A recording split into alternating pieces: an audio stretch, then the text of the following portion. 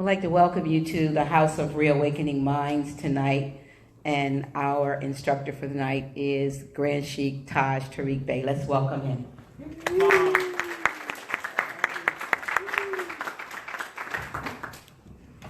Glad to be here at House of Reawakening Minds. And I was I pulled this up while I was talking, off my files, and I'm doing some editorials to it, because this is going to sort of like give you a little bit of background, more concise background, so you can understand why certain things we're telling people that we're telling them. And also, it becomes obvious why people in political forums who've been the beneficiaries of the fraud will always attack this information or anyone dispensing this information, because it liberates the people who they've had fooled for generations, actually generations. And this is also back to the fact that the average persons who have been miseducated and misguided under the John D. Rockefeller, Frederick T. Gates General Education Board and its subsidiaries, because all educational institutions operating under the United States Corporation Company in the Western Hemisphere are actually members of the Rockefeller Foundation. So the educational systems here are controlled by the private Rockefeller Foundation. That's very important to understand. And it's very important to understand that the operations are essentially geared to the enforcement of the unum sanctum policies of the Roman Catholic Church, which is the source of the wars and the miseries on the planet, and also human sacrifices. So when people understand those connections, for them not to expect them to attack those who are dispensing this information would be a naive position. Because what it also does, when you start dispensing this kind of information, it exposes people on your side who you never suspected, who are parties to this thing. And then, of course, when people start looking deeper, even though you're dealing with a hierarchical system, they'll understand that most of their so-called people who they think that's working for them are really working for popes of Rome under the unum sanctum policy. And then they look a little deeper into the 501c3 skull and bones agreement that they think is a tax-exempt agreement with Jesus, and find out they're really working for the Pope. So what we try to do is, give people key information, knowing that you cannot do in a few meetings undo what Rome has had the power to do and the control in the institutions to cultivate for actually a couple of centuries. However, people with any degree of divine mind, you give them what you call puzzle facts or primal cornerstone information, and get them, just like the prophet would say, if I could just get you all thinking again, you'd save yourselves. So I try not to operate on any degree that deals with beliefs. I try to deal with information, facts, maxims of law, maxims of ethics, things that are researchable, and I try to approach things that people are familiar with and then show them another side of it, so it becomes their own. And I don't promote followership. As a matter of fact, personally, I abhor followership. Followership is what got our people in this trouble in the first place. And it's sort of like the prophet saying in the Holy Quran, when, his missionary work is essentially to remove the priesthood from between you and Allah. And this is why a lot of people, when they begin to study Noble and get in positions of authority, and then really realize that he's actually dissembling the priesthood, then they start betraying the movement or betraying him. And you can understand, not justify, but you can understand their motives. But if people really understand the nuances and established facts, they will come to these conclusions themselves. And as a matter of fact, many of the people who may be staunch adversaries to this information, if they were exposed to this information, many of them will become some of your most powerful and honorable proponents of trying to liberate their people. The fact of the matter is, many of the people who are in positions of leadership or assumed leadership will not deal with this kind of information because it will tear their institutions down very quickly, because people will discover that they're part of the problem. So again, one of the things that we were mentioning earlier, we wanted to talk about, your adverse claim, what it actually is, how deep it goes, how broad it goes. And while we talked about it, a lot of people, they still don't get it, or they're not quite getting it. And so we're following up on last lessons that we were dealing with, the adverse claim and the signature, because we need them to really understand how is, I know many people have heard the issue that people have said, and many Europeans have said, your signature is the money. That's false. It's not, it's like an indirect statement that alludes to a truth, but that statement on its merit is false. So what I try to do is I always look at the layers. Whenever statements are made, I would always look at the layers, because I always see things in layers anyway. And then try to identify the underlying motives. And then try to give people facts that would lead them to see that too, because most people are trained to only stay on their surface. And of course you already know, in most houses that they call religious houses, they will not tell the people the truth, that the intuitive mind is actually a doorway to their natural psychic abilities. And most people are trained subtly by dogma systems that's promoted in the name of religion to actually close that door and suppress it, which is what is one of the keys to the priesthood maintaining their power over the people. And when if someone comes around them that is not afraid of their intuitive mind and just uses it loosely, nature starts evolving or pulling out your psychic abilities, which are absolutely natural. They're not unique. Like a lot of times they look at them as like special. And, personally I don't, but and for the most part, I don't condemn it, but I don't appreciate the idea of putting anyone on a pedestal because they have psychic abilities, because that's a natural tendency of humanity. And it has been the priesthood who has helped in the dogma system to suppress it, so that allows those who have it to seem special.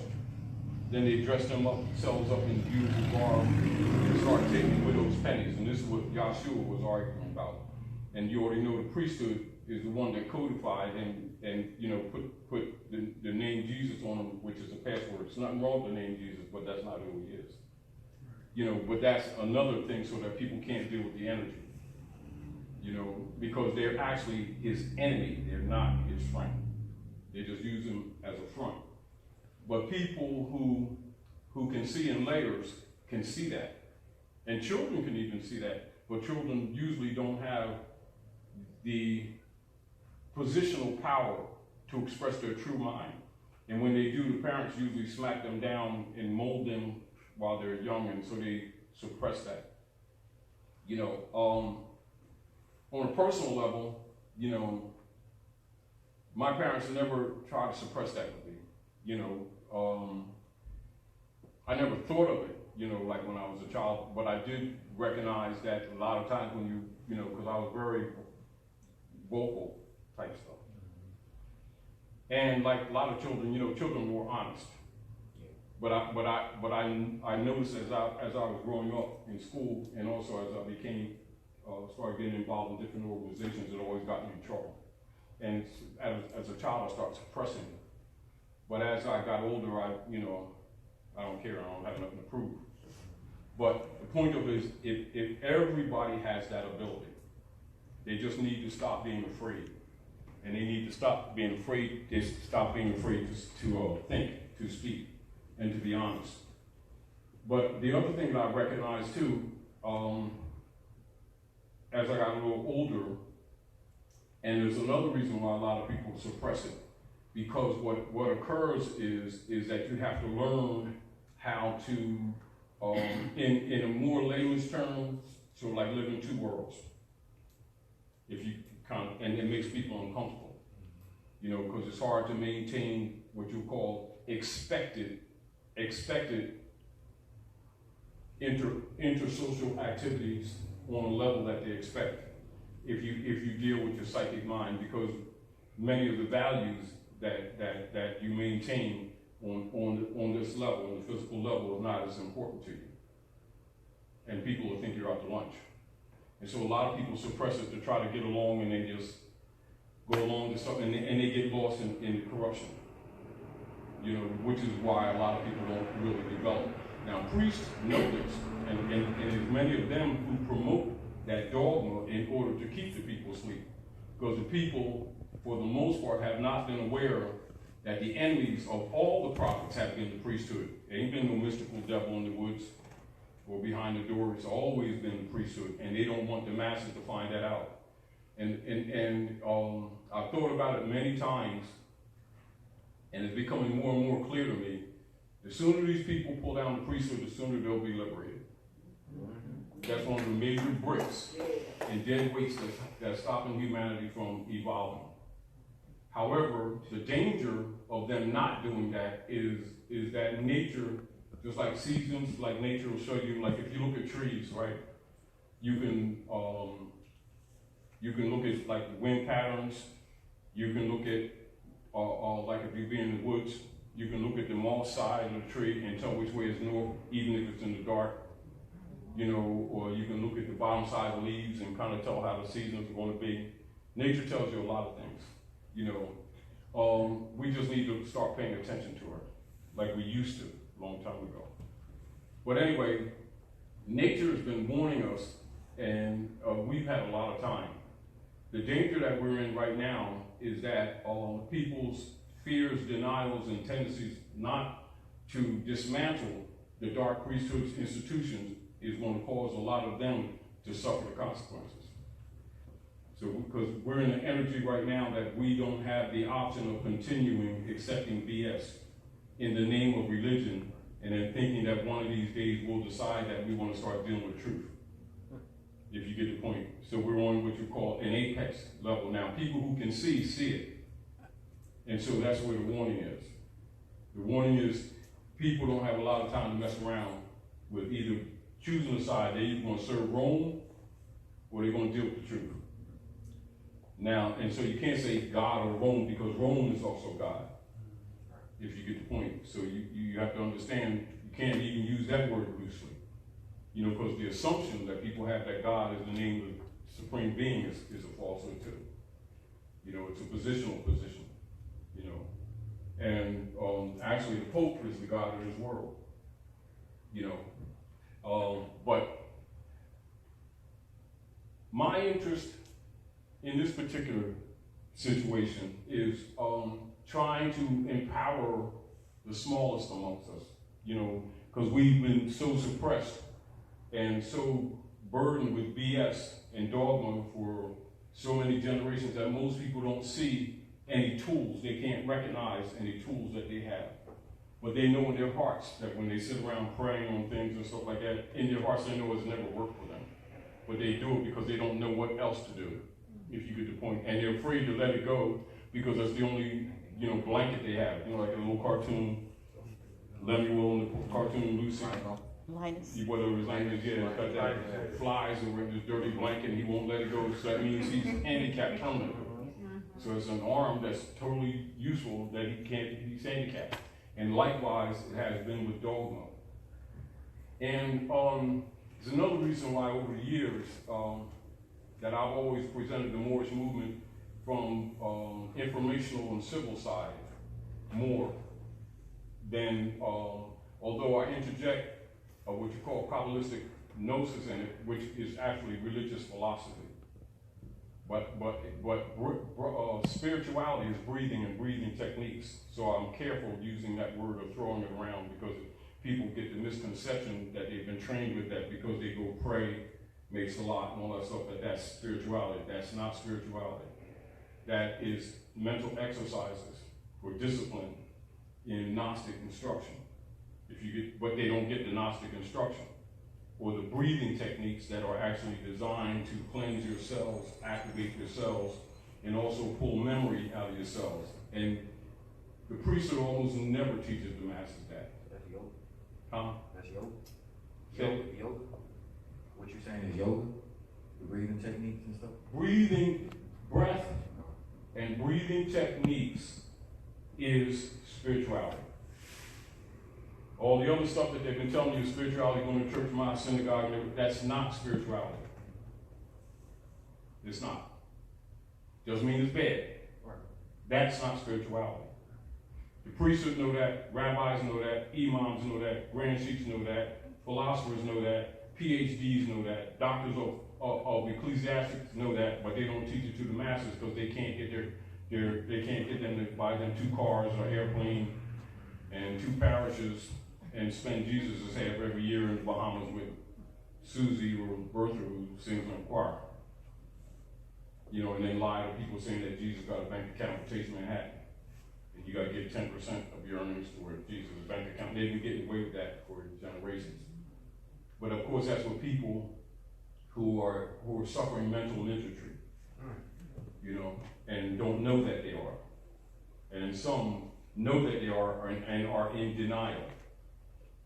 But a child recognizes immediately, broke gods, you don't need no broke gods. Broke gods need you. But they'll knock that out of that child's mental mind while they're young.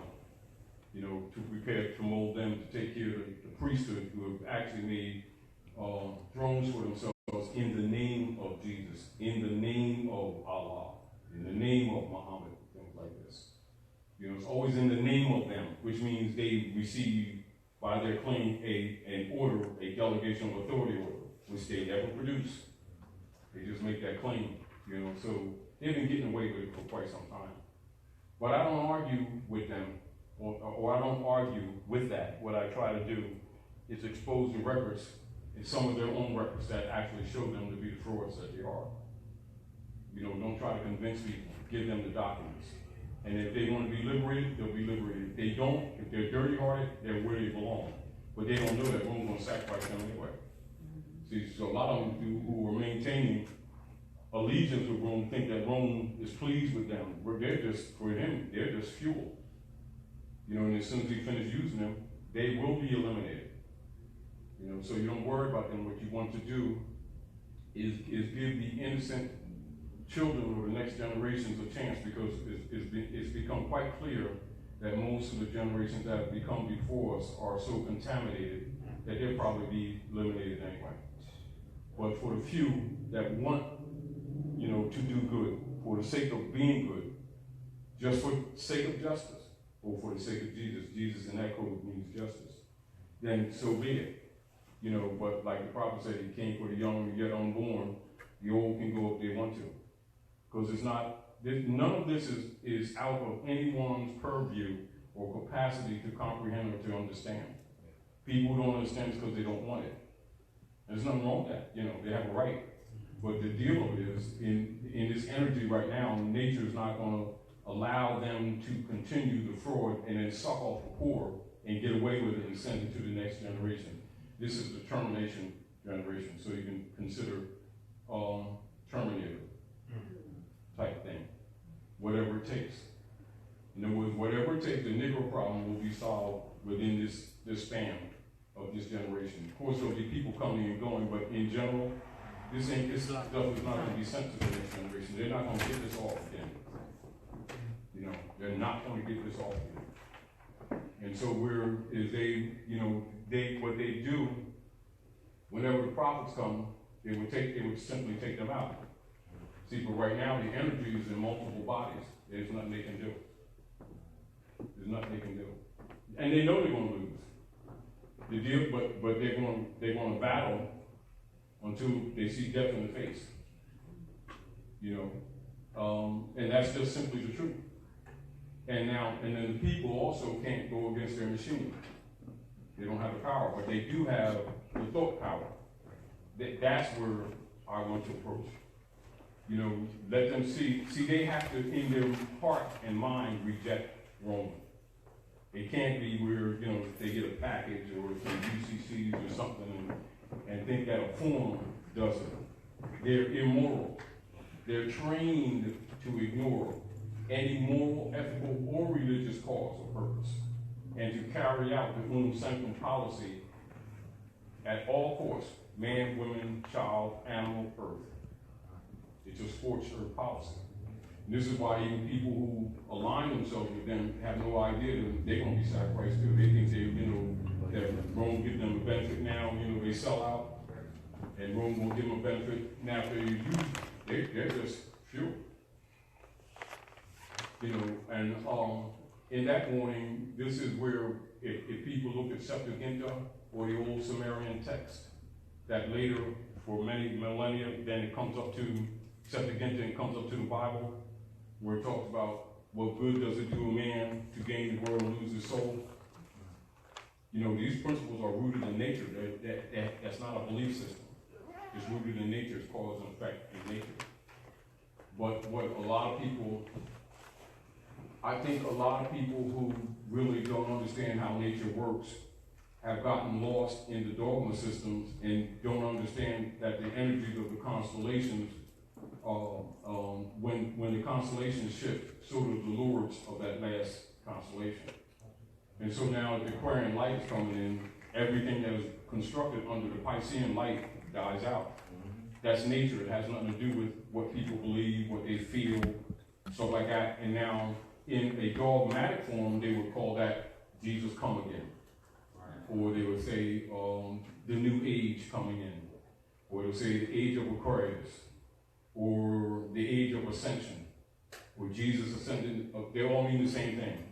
But the Yahshua, the Jesus, actually is the body of the people themselves, not an individual. You know, so when the Aquarian light comes in, which is coming in now, you know, there is no shadow. And so where you see a physical shadow, you can kind of look at that in the abstract or in the ethereal plane where there is no shadow. Therefore, there is nothing that can be hidden. So all of the tricks that Rome has used for the purpose of world conquest exposes him. And it's not unlike the truth of a leech. Truth of a leech, leech, vampire, relative. They need the host to live. So with all the threats, you know, to kill the host, they die too. So they need to deceive. They need to deceive because they need to suck off your life. But they need you to have a certain level of healthiness so that they can feed off you because they're parasitic. This is what must be understood. The U.S. democracy platform is a political platform that was set up for demons. And it's entirely parasitic. Everything that is structured in it is for parasitic operations. And so this is why, you know, like certain things that I'll emphasize over and over again, the Act of Congress 1871 and the coup d'etat, people need to understand. And it's not that everybody on the platform prior to that was necessarily honorable, but the principles of the platform were indeed positive and honorable and harmonic with principles of divine law. They were harmonic with Hermetic law.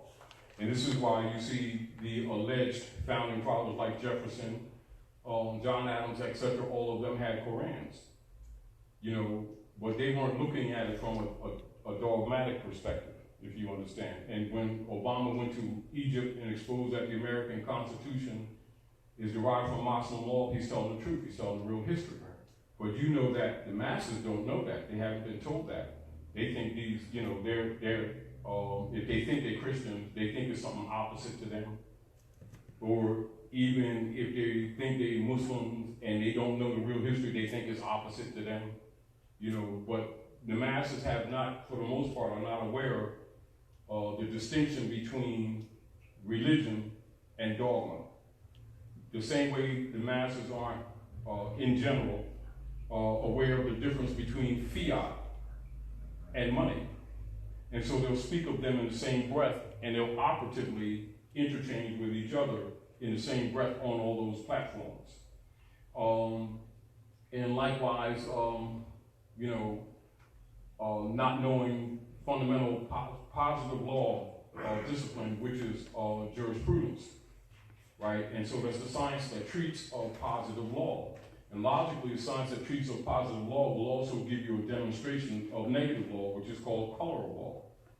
And so the U.S. democracy platform was set up distinctly and specifically to perpetrate color of law, which is why they started calling the defeated Moors colored people, because they are the target. Their estate is the target. And it's not complex. However, if you hit on every point, some people have a tendency to start getting gray. And they stop seeing, they start getting confused because they can't look at multiple platforms at the same time and stay clear. Now I understand that. But for people who can see on levels, it's no different than, you're doing, putting something on the table and they can identify pieces and they're not confused. But most people aren't aware that they can see in levels, but that they don't see in levels. Yeah. You understand? Now, people who are trained, some are trained and some exercise it naturally. Who do see in levels, they'll usually clash with people who don't see in levels because they don't appear to understand each other. And then they get frustrated because they think that what they see is what they see. When someone sees on level, sees beyond things. Naturally, it's not like, you're doing all this stuff, let me meditate for 2 minutes. No, that's, to me, I can't speak for everyone. To me, it has to be yes. You just see it. It's just what it is. You breathe it, you never think about it. You just notice it when you notice that people don't do it. That's what I noticed when I was a child, and why I suppressed it when I was a child. And I think that a lot of people do that. And I think that's a negative when parents see that in their children and they suppress it. But anyway, let's get back to the point.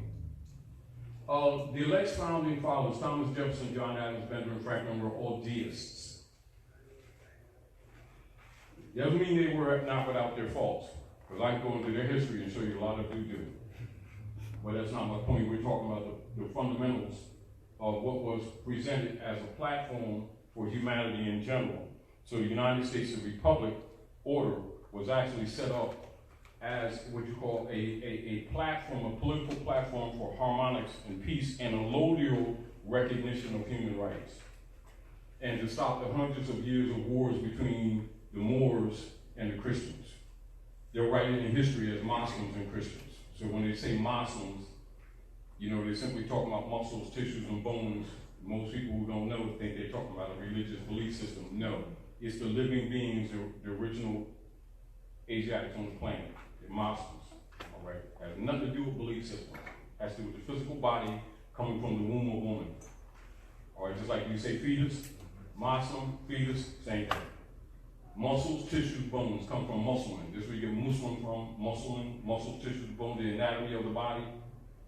And then you see sometimes they'll use, in philosophy, they'll make a circle, 360-degree circle, and they'll have a man standing in the circle with his legs on a V, arms like that. That's arm, leg, arm, head. Forward, arm, leg, arm, head.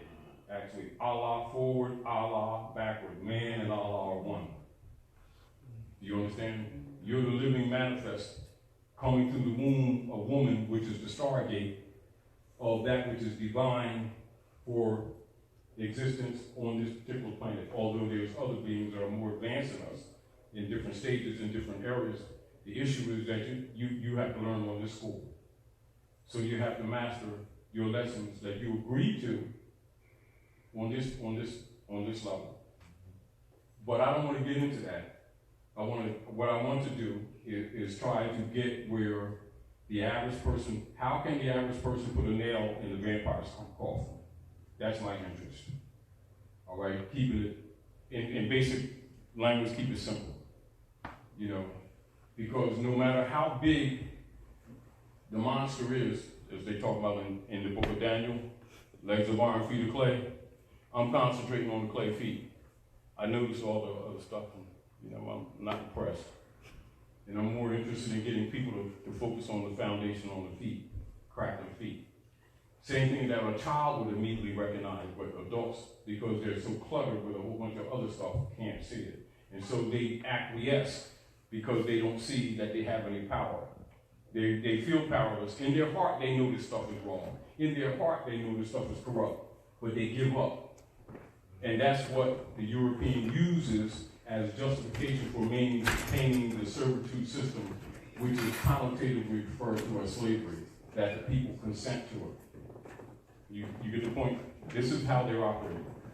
So my interest is to give you a realization of power that you have right now, you know, to use it. That's not vague, you know, that's not, you know, like, oh man, this spirit, you know, that bull crap type stuff. Let's talk about real functional things, you know. Everybody please take a, you all that come in, take a picture of this Islam. Take a picture of this because I'm going to erase the board. There's ramen noodles information. Now, as an interim, we're going to talk about, you know, adverse claim and the reason for adverse claim. All right? Much of this information is the reason for the adverse claim. What's on the board? Now, if you all got this, we're going to erase this.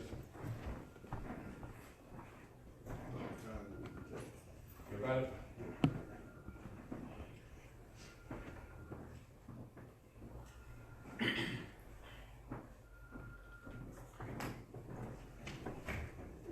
Now, when you understand in general the operations current, and because most people are trained in tunnel vision and they don't use their higher mind, so most people don't respect their intuitive mind, and that's why they don't see in layers. Not because they can't, it's because they've been trained from childhood to look at things on a surface level. But it was also designed to actually suppress the intuitive mind, which is the psychic mind, which is the gateway to the psychic mind. And when the prophets come, when they talk about Yahushua, and they were codenamed as Jesus, what his major mission is to try to get you to respect your intuitive mind. And he would even use the example of children. Because what it's signifying is that they're less contaminated and it's not covered up. The priesthood actually buries it with psyops. And because the priesthood is always hiding behind Jesus, Allah, Moses, Muhammad, Confucius, the people always think that they're working for the most divine. When 90% of them work for the Pope of Rome, who is the God of this earth, who refers to himself as Vicar. And Vicar means substitute.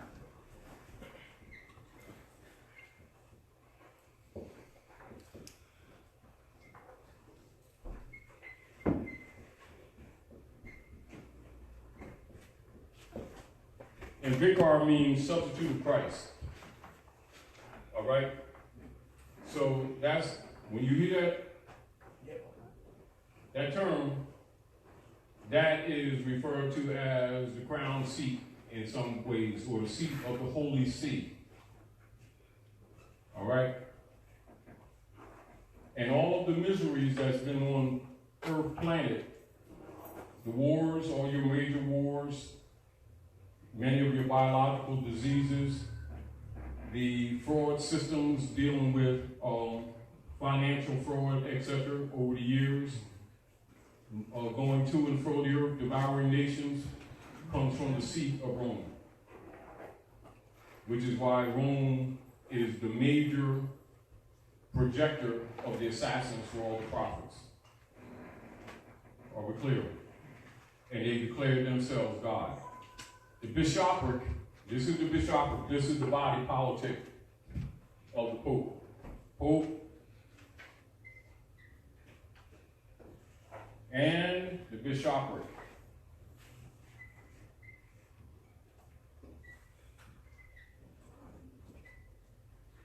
And their subordinates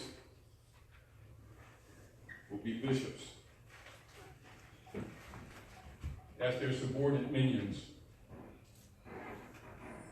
That's the collective body politic of the Pope of Rome. Gods of this earth. That got nothing to do. They understand divine law, but it has nothing to do with the good that you think that they've been doing. They've been actually the opposite, which is the key to their successes. If you get the point? In other words, they've been playing as the angels of the light and really the angels of the dark. And it's worked quite well for them. All right? Now, the political platform by which their bulls are enforced. Write this down and get used to this because you're going to have to start studying these. So you need to know what's been. These are the laws that you're actually dealing with. The governing laws. The legislation, etc. That's their guidebook. And then the legislations that they produce are guided by the church bulls. On the surface, I'll just say this, and try to write this down because I'm not going to deal with this specifically. You're dealing with unum sanctum, dum diversus, Romanus Pontifex, Intercatera Divina, Sister QV Act of 1666, 1666. And then collectively, they may be executed like in the courts systems, which are trading venues for human trafficking. You'll deal with what is known as the doctrine of discovery. So when you see them going to and fro the earth, invading countries, stealing their resources, that's the doctrine of discovery. So when they tell you in school, as an example, Columbus discovered America, what they're telling you is that Columbus was a minion for the popes of Rome to enforce the doctrine of discovery at Morocco, which is the North Gate, which is North America. Are we clear? But they had to defeat the Moors in Europe, and this is where Ferdinand and Isabella of Aragon and Castile merged their kingdoms and set up Spain, and the fall of the Red House, which is known as the Alhambra, or the Caliphate's palace. And from 1492 on up, they've been able to accelerate the enforcement of the unum sanctum operations. And this is basically what people who are non-scholars have been referring to as white supremacy. It's a code word for the unum sanctum hegemony. Actually, the God of this world for the platform of the demons. And it's also codified under what is known as the Spanish Inquisition. So the Spanish Inquisition is the Inquisition against the Moors and Yahudi. Both the same. Yahudi is misrepresented in history as Jew or Hebrew. That's those who would cross the river before the Atlantis became the big ocean that it is, when it used to be a river. Before the cocoa plate split, or the cocoa plate shift in old Central Africa, which you call Old Mexum, Olmec, the cocoa plate shift, and then the Atlantis became an ocean. Those of us who crossed the river before the great super beard, the dividing of the land between Ham and Cush, are called the Ibri, those who crossed the river. This is where some people keep thinking Hebrew means a different people or different bloodline or religion. It is not. It's those of us who are the heirs to the land in the North Gate. And Rome and their minion organizations and peoples who have controlled the lands of the Moors after 1492 refer to themselves in your secret societies as quote-unquote the keepers of the North Gate. And so you'll see Shriners often throw that around when they have the Shriners parades, and they wear the Moorish fez and dress it in jewels, and then they wear all the ancient regalia of ancient Hikupta, which they'll call Egypt, which is ancient Hikupta, and they parade all around, and they have like control of your biggest hospitals, your biggest institutions, and all of your major industry in the Western Hemisphere, whether England, Canaan land, which you call Canada, and Northwest, under U.S. corporation jurisdiction, they're referred to as keepers of the North Gate. Now, the point that I'm making is, most of you are already aware, except for a few scholars, that the heirs to this estate have been scattered. And they've been branded to take them out of heirship. Keep in mind, in law, in order for you to be what you would call descendable, you must be in the honor of your mothers and your fathers. In order for you to have the capacity in law to enforce the common law, which is predicated on Hermetic law, which is called divine law, you must be in propria persona. In layman's terms, it means you must be yourself, and it must be provable under challenge, lest you cannot use the common law. And this is where a lot of Europeans around the North Gate, who've been starting sovereignty groups, are having difficulty because they've known the real history, but they've been bringing out some of the real history to save themselves because they're being thrown under the bus in layman's terms. However, they're not the true Americans. We are. You understand? So they're still trying to steal the estate. They want the Republic back without directly saying that the Republic is tied to the Moors, who they've branded Negro, Black, and Colored, Smith, Jones, and Johnson, to steal their estate. Are we clear? Yep. And so, with the political platform that they set up, which is the U.S. demon platform called the U.S. democracy, they set that up in 1861. And this is different things that we've told you at different times, and we've given you records of. Once you understand this, you can understand why Woodrow Wilson, in 1913, converted all allodial titles and aboriginal titles into mortgages and deeds.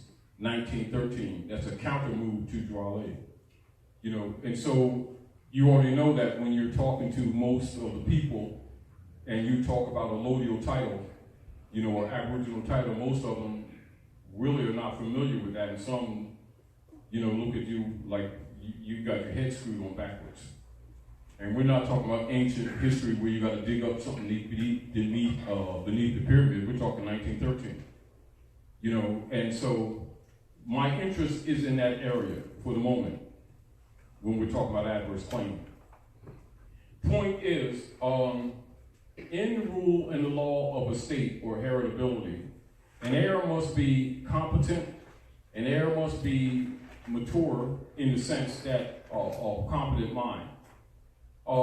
Female must be at least 18, actually 16, truthfully. And the male 21, because males develop later. We're kind of slower. Now the deal is, if they find you not in proper person, they can claim you a ward of whatever jurisdiction is operating on the land. They will tag that as ward of the state. That's another term of taking the heir and then making the heir what's called a dependent to the state, and therefore has no say in any benefit of the heirship. And this is where you get the term wardship tenures. And wardship tenures is actually the military operations of Rome in the North Gate, where they've been going in and out of the Sister QV Trust and the Cedars Trust that they set up after the fall of the Red House. And this is why they use the term Red House also in your higher degrees of masonry. It's really the Alhambra. So that their politics, their modern politics is predicated on that. Are we clear? And by these people for so many generations operating and doing business in the brand systems set up, it was like the system was automatically structured to steal the birthright because they cannot claim an estate under the black codes. That's why they institutionalized the Christian black codes in 1724. They interjected them, actually from the Codes Noir of the Franciscan Brotherhood. I think that was formulated around 1620 in that area. And then after they closed the freedman, the Bureau of Refugees, Freedmen, and Abandoned Lands in 1868, then what they did, they converted the platform that they set up, the political platform, as person. So they call their private corporate entity person, so they can convert the estate of the Moors, who are under the Negro, Black, and colored brands, to the state, while operating in what you call estate and trust law to appear innocent. And so it wouldn't be easily, at least on the surface, traced. But anyone who could see in layers could see it. Once you have the information, it's very, very clear. But if you're not aware of it, you don't see it because you have false expectations. And so it was very important for them to set up personation systems. And this is why the distortion of the word person has also been presented since 61, so that they could convert the estate. And as a reminder for those of you who are scholars in political politics and political science and social engineering, you understand the nature of the plaintiff in error in the Dred Scott case, which is the most important slave case ever to come before the Supreme Courts of the United States. The issue is status.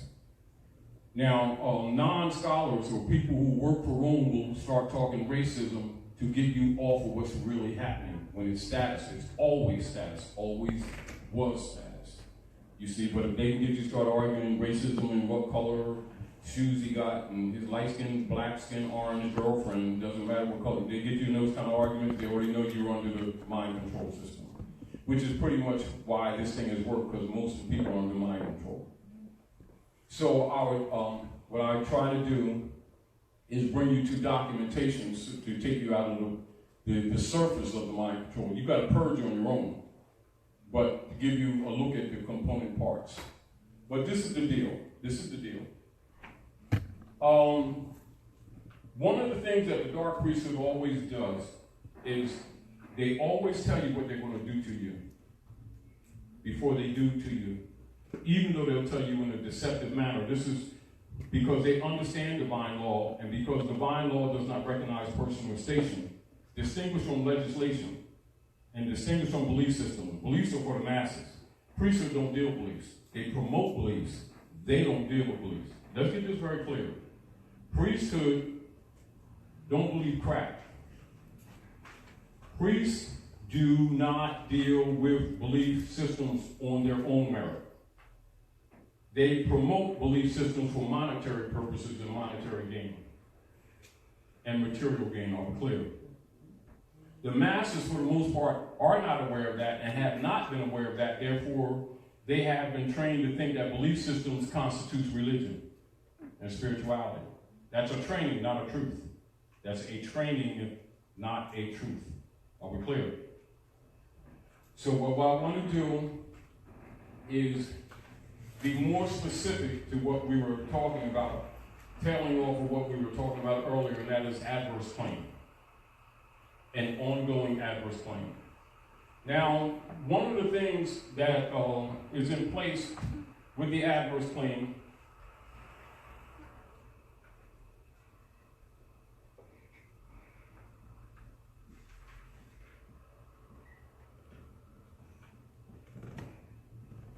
Now let's take some things that may be synonymous or close to this.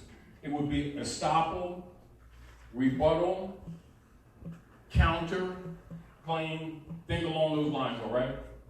All right? Now, as we talked about in foreclosure operations a couple weeks ago, one of the things that the Romans have done in their demo legislation in order to convert people's estate in order to steal from them is that they created what's called a deed of trust when they created the mortgage. Mortgage, so keep this in mind, mortgage means dead pledge. Contract is dead because it's built on fraud. Your body is the pledge, including everything that your body produces. That means the offspring, the eggs in your womb, and your labor for future. And it is pledged to what they call a pooling service. A pooling service. And a pooling service is essentially a loose term given to European operators under the unum sanctum policy who are essentially investors in colonial operations in Asiatic lands. Are we clear? That means those who what you call shadow, who are in the background, who you don't see. All right?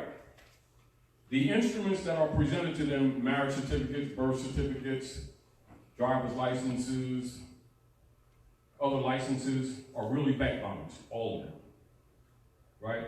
So the masses who usually are groomed from childhood to have the mental capacity of children, and they refer to amongst them as boys and girls, don't know that these instruments are bank bonds. They think they came from Jesus, God, and Allah and stuff, and you get a marriage certificate, and it's just so good, oh the Lord and stuff.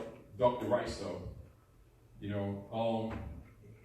They're bank bonds, and then they bundle them together, and they sell them on the stock market. Those instruments made up the first U.S. T-bonds. Keep that in mind. The first U.S. T-bonds for the United States Service Corporation, which Lincoln bankrupted in 1860. And this is a synopsis. This is to pull you back up to what we're talking about. So the plot and the plan was to convert their private debt onto the heirs of the estate of the occupied lands. Are we clear? I.e., America. Are we clear? This is why you will see their CEOs will never say President of the United States Service Corporation. He'll say the American President. When they make that statement, that's an unum sanctum statement. Because they talk about the American continent. America's not a country, it's a continent. But people who can't read, it doesn't dawn on them what was just said. So most people aren't able to see in layers, so they don't see that he's talking in layers. And that would be called semantics. All right? In linguistics, that would be called semantics. All right? And so, and this is also why they can often make contracts and give them to people who don't see in layers and get over them. Like for instance, like as an example, like say this area here. Say they have some plans on redeveloping this area, and they want this land, or they find some value in some parts of this land, right? And these people have been settled in this part for years, and most of them think they own their houses, and it was grandmom's house, and right? You got mortgages and stuff, right? All right, so they'll come in and they'll just use the Negro tax and tax them all out of the house, take the houses, because the mortgage never meant ownership. Deeds don't mean ownership. Those are sharecropping agreements, right? The people think that they own it, so that they're willing to cut the grass. You know, take the house and stuff. Cut the grass, you know what I mean? Keep trees trimmed and stuff. It's my stuff. Not exactly. Not that it's not of your interest if you're there, but it ain't your stuff. Not that it isn't. Politically, it isn't. All right? Now, they set up a deed of trust, and within that deed of trust, they have hidden in it what is called a confessed judgment. And that confessed judgment gives whoever is the holder of that instrument the right to call the alleged loan at any time, and also to sell it. It's already confessed from the beginning. And anything that you've been giving them with the fiat is a donus, is a gift. So you think you're making payments, and it's a gift. Because when you made the first monograph signature on the agreement, it was closed then. Why? Because it's against the World Global Estate Trust that the Popes of Rome set up when they conquered the Caliphate's palace in Granada. Because the estate is the Moroccan Empire. So who's the heirs? Certainly ain't Europeans. Do you understand? So how do you steal the estate when, by international law, you're occupying a land and you have to administer what be called just government? Queen's obligated to that. Put brands on them to take them out of descendancy. This is where the Negro, Black, and Colored and Indian brands have their legal service purpose. And all scholars know that. All of them know it. The only ones that don't know it usually is ones with the brands, because if they knew it, they wouldn't be continuing calling themselves Negro, Black, and Colored. So you got to show the layers so they can see the use of these things. See, I would not try to convince anyone to nationalize. I would tell them why, what was done to them, and if they don't want to nationalize on their own, they got that right. At that point, they got no more complaint. Rome has the right to sacrifice them, their children, their property, their labor, and everything else, because involuntary servitude is lawful. Voluntary servitude, I apologize. Involuntary servitude is unlawful. But if you want to volunteer, which is what they're saying, that you're consenting, you have a right to that. So if you agree to be Negro, Black, and Colored, they have a right to enforce the Christian black codes on you, because that's what it's for. It's for colored people. Colored people means artificial semblance, simulacrum, distinguished from that which is real. And so they have a platform of color of law for such persons. And all they got to do is tell them that that means person, or that Negro means person. Scholar knows Negro means monkey. So they agree to be monkeys. They come under non-human rules. Now they want to march all over the place and take up space and disturb the peace for human rights when they agree to be monkeys. Of course, it's a contradiction. And in law, it can't stand. So they can be always, every time they open their mouth, they're in contempt. Oh, who got rights? Well, well, now you look at it. It's true. But anyway, now listen to this very carefully. In the action of any foreclosure on lands, properties, estates, because foreclosures, people have a tendency to think foreclosures are always on loans. Lands, properties, estates, and inheritances. Are we clear? If you don't have an adverse claim already operative or operating that gives them enough time to do callable actions or transfers of your estate. So in order to kind of look like they're giving you fair opportunity, they'll send what they usually call 192s to people in their houses. You missed payments and we're getting ready to foreclose and you got a couple of months and you're going to start giving us those gifts again, or we're going to sell the house and stuff like that. That's the deed of trust. You see? Now, keep in mind, and this is very important, we talked about this before, the promissory note. And this is redundant, but keep this in mind, because this is very important.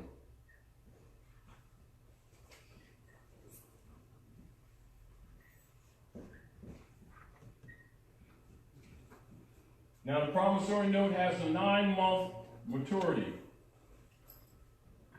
That's very important to keep that in mind.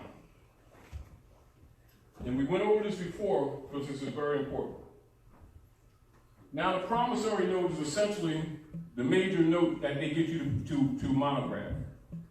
All right? Put your monograph on it, your autograph on it. All right? Because we're talking about, whenever we're talking about, you know, your signature is the money. It is not. I want you to be very clear on this. It is a sanctioning for them to go in and out of the Sister QV trust that they set up. Not unlike the Cusick number on the Social Security that Roosevelt did. Works the same way. Are we clear? So you're a beneficiary or you're an heir. In truth, an heir unconditional. You come Negro, black, and colored, now you're an heir conditional. Or you're an incompetent heir. And then a ward of the state. Now, you anytime you get any wealth whatsoever, the state will come in and take it. Are we clear? When actually in heirship, in right of heirship, heir property is possessive and not taxable. Are we clear? So in order for them to tax people out of it, to steal it, they put you in their name. This is why the Europeans put their names on our people, Smith, Jones, and Johnson. And then our people have been transacting business at Smith, Jones, and Johnson for generations and think because they got degrees and because they're not stupid and they know the Lordist and everything that they own stuff. No, they don't. It belongs to the Smith family. And the manumission operation, write this down so you can connect these things. In the Emancipation Proclamation, when they did the manumission in 1862 and 1863, manumission does not mean the liberation of the people. Manumission means where the European families agreed to convert the operations of their individual private trust properties to the Congress Corporation, which is an oligarchy, which became a private oligarchy, to regulate their estates. That's what the manumission is. Manumission is a transfer of responsibility, not a liberation.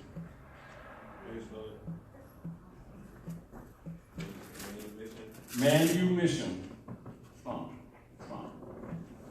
is a transfer, not unlike, like say everyone here has, say you might have plantations, you might have interest, you might have stock in operations, businesses, etc. And then you all agree to transfer the regulatory responsibility to the body of a private oligarchy who happen to be telling the people that they're Congress. That's what took place. Are we clear? Are we clear? This is why those of you who understand political operations and financial operations at North America understand why and how different corporations go in and out of the Sister Q Trust with Social Security numbers, even of people who are physically dead. Not just you who are still in form, in the body, but even your parents, grandparents who happen to have a Social Security set up by Skull and Bones operations with Franklin Delano Roosevelt. You can go on and start looking at international trade, and you'll see those numbers still operating because it's against the global estate trust. In your mind, you might be thinking it's yours, and I'm physically here, and that's my possessive Social Security number type stuff like that. And then when you pass form that the benefit's going to go to your children, whatever, then not that they don't get some cookies, they'll give them some cookies, but that number is to the global estate trust, and it continues to operate. Are we clear? And so the U.S. democracy platform is designed to be self-perpetuating. Has nothing to do with service to you. It has to do with bleeding you to death, and then even after death. Are we clear? Are we clear? Clear. Now, as an example, when the Prophet Noah Ali was on the scene, he had the the Moorish Temple of Science, and some call the Moorish Holy Temple of Science. He set up a trust, and the Moors were to put all of their property in trust. And grand sheiks and sheikesses, chairmen, moderators were put in power to make law and were to protect that trust. But I don't have to go into that. The great sellout, part of the great sellout was the undermining of that activity. And so most of the people still don't know what trust is, what trust law is, how it serves, what its purpose is, and what is a counter to what Rome is doing, living off your birthright. And so we have the continued necessity to try to wake you up to the real politics of the planet so that you can start taking love and responsibility to yourself and to your children, your offspring, and learn those things necessary to restore the integrity of your right of claim of your own estate, which is what the reversion of principle is. It's called reversion of estate. Now, when, as an example, when CMA set up the old humanitarian school and the studies, and a lot of your adolescents in the 40s, early 40s, and he also established a document which it itself explains the Zodiac Constitution of the Moorish nation to make you aware of what's really operative here, etc. And as a countermeasure, because it is already known by anybody who's a scholar, that the demon platform that they set up was actually to distort the original covenant agreement and their obligation to us through the Constitution, which we won't get into, but is just simply the for and of that you see in the Constitution, which would be Constitution for the United States and the small u. Constitution of the United States is really for the platform of the demons after 61. All right. And basically, because it's private, you can't use it. This is again why a lot of Europeans who start making arguments on the sovereign platform, and the magistrates will tell them when they perfect their UCCs and financial statements and claims on the birth certificate and all these processes, and the magistrates tell them you can't use that Constitution as a defense, you're not a party to it. Because it's really a private instrument, if you get the point. Now, so if you don't take it back to its original format, then go beyond that with your own right of claim of heirship to the estate, I don't care what you do under these processes that's set up through the Inquisition, Revenue Services, IRS forms, and UCCs, you're not going to get remedy. It'll buy them time, keeps you busy, and drains your resources. Good promises, though, but you're never going to see what you call any broad successes. You'll see, a small tidbit successes with individuals here and there. That's to keep their blind faith so the others can keep on following to the end of the cliff type thing. However, but ultimately, it is only the true heir that must be identified to solve the problem on the planet. In other words, you don't name the true heir, everything's going to collapse. And what they're trying to do is claim the heirship when they know that they're not the heirs. So on one hand, they're trying to restore the republic, but on the other hand, they're trying to claim prior heirship unconditional, which does not apply to them.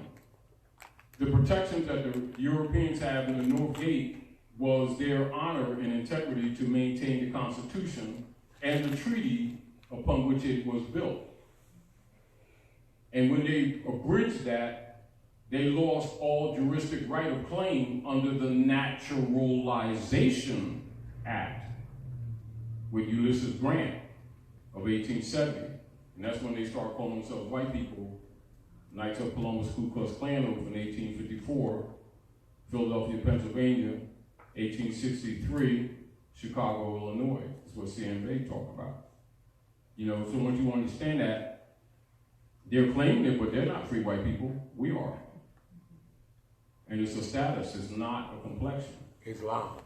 And this is why when you look in the questionnaire, that's why it's important to really study the questionnaire, because Drew Ali leaves you codes in there.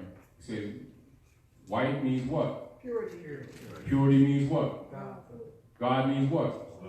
Ruler of the land. Yeah. All right? They tell you, where's the Moroccan Empire? What is Northwestern Mexico? The North Gate. North Gate. All right, so So do who's I. the heirs? We are. All right. So that's why it's necessary for them to pay people that look like us to keep pushing the black codes as if it's legitimate. And as soon as you do that, you take yourself out of heirship. But it sounds innocent, doesn't it? It sounds like, they're doing, Afrocentricity of favor. And the black man of color. And they just took you out of heirship. And this is where the power of semantic linguistics has its role in society. When you see the judicial proclamation that we make available to anyone, and the name correction and change, that's an adverse claim. Those instruments are adverse claims because it is assumed under the rule of hypothecation by the Lords of London that all of the heirs of the estate come under the Christian black codes and thus come under the jurisdiction of the United States oligarchy, Congress, impersonators who are beholding under the secret treaty of Verona to the Lords of London under the secret treaty of Verona, and thus have right of all your estates, which is absolutely all that they've been doing. It is that simple. That's what they've been doing.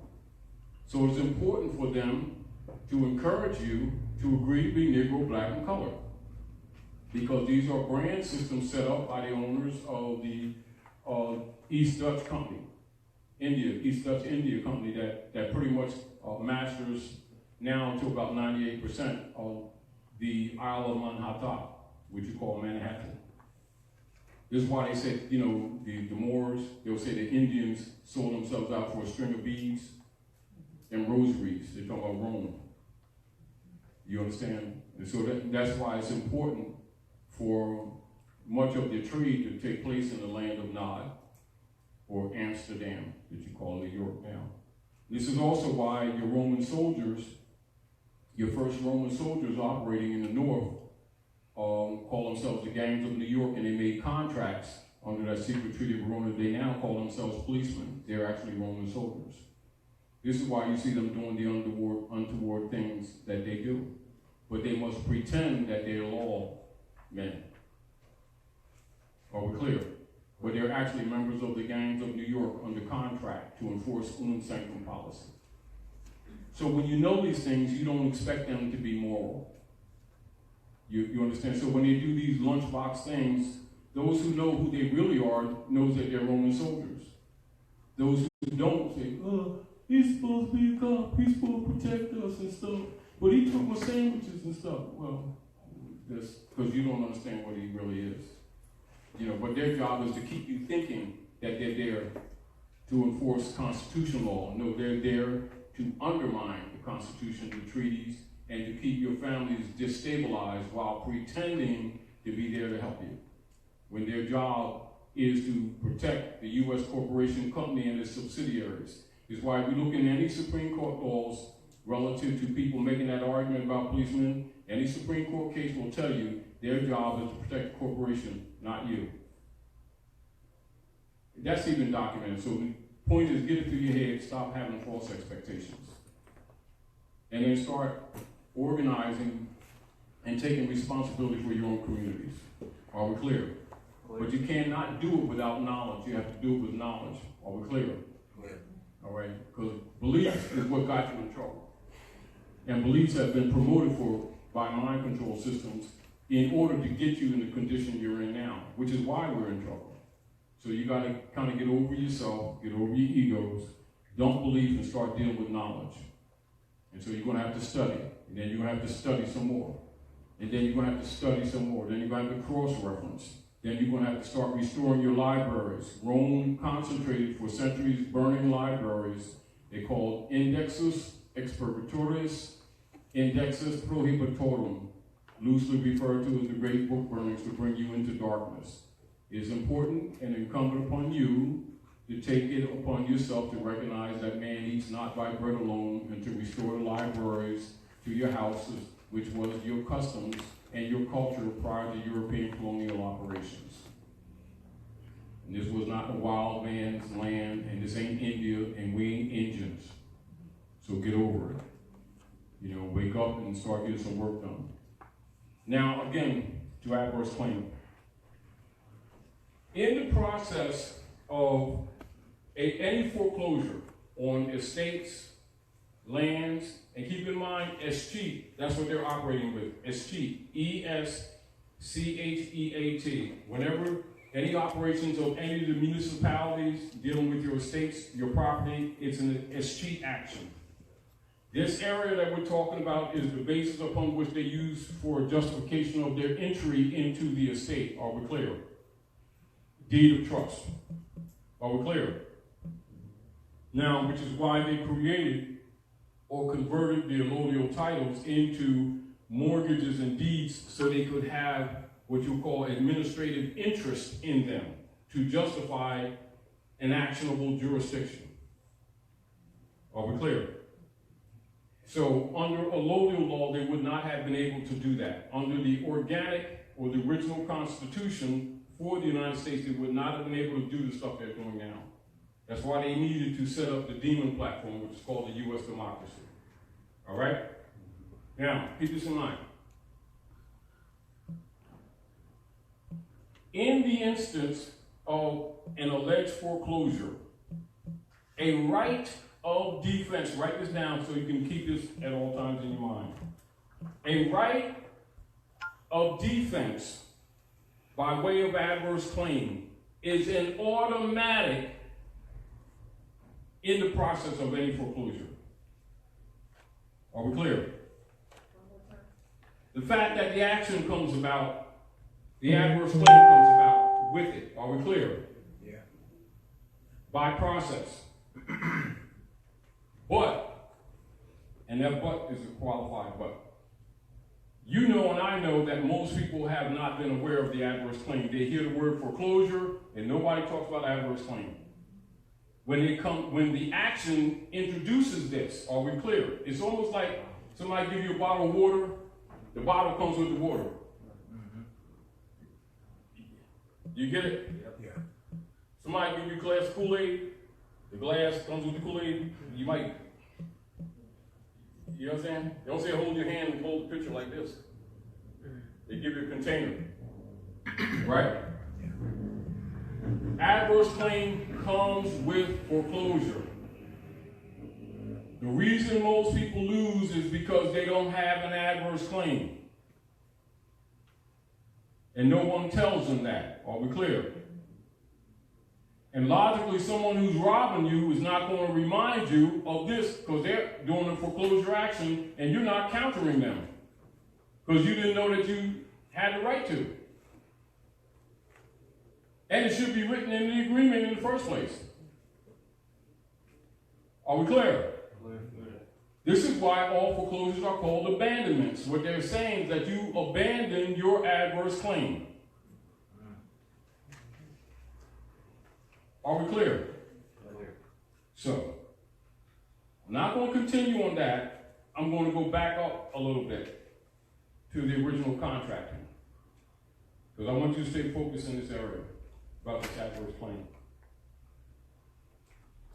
The promissory note that's attached to the mortgage, and of course to the deed of trust stuff, is the trick that they use to convert so-called payments that you think that you're making with the private commercial paper that they told you is money, which it isn't. It's private commercial paper. Write that down.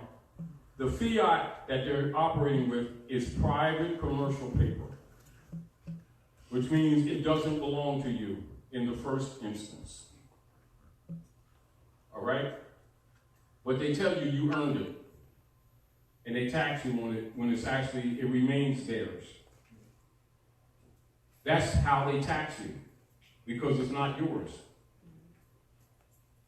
And then they get you to agree to keep calling it money, which makes you contemptuous because you're lying, because it's not money. And therefore they can put the liability of its debt on you, since you confessed that it's money when it's not. I'm not saying that you made the payment. A little louder. Yeah, and saying you made payments which you have not done. So they write into the mortgage deed donors, which means gift. See, so that way, on that surface, they didn't lie. So every time you say you made the payment, you lying. Exactly. And you the fraud. Exactly. They set you up from the beginning. So what did you say to me? This is why we talk about the adverse claim making. That's what I'm trying to say. I'm going with a lot of other things to give you a picture. But I'm focusing in on the adverse claim and rescission of signature. Now, even making an adverse claim, if you... Here, wait, please, don't ask questions without the mic, because they can't hear you. Thank you. So even making an adverse claim, even in order to make an adverse claim, you have to declare... Be aware of it and be competent. But if you're not in person... In proper person, then it's water the state. It doesn't matter anyway, right? Of course, that's why they did the brand system. So what we're doing is unraveling the onion so you can see your responsibility. In other words, you've been buried in semantic clauses. All I'm doing is showing you how they buried you and saying, get up out of the grave. You know, like when Jesus told Lazarus is begging, and Jesus said, get up from the rich man's feet. What is really meaning that Lazarus got an estate. And he begging this man, and he got an estate. He's wasting your energy. You need to be aware of yourself. Just like when he said, I come amongst my own, and they receive me not. Well, what do you think happened after that? Now they serve them room, now they want to complain and march all over the place and pray. And it doesn't work to keep this stupid stuff up and pass it to the next generation and blame the devil. Who was Ruth? The Moabites. Circle? Yeah. Moabites. Yeah. Questionnaire, right? One-on-ones. Who was Ruth? Ruth was a Moabitess. Who was she? Yahshua's great-great-grandmother.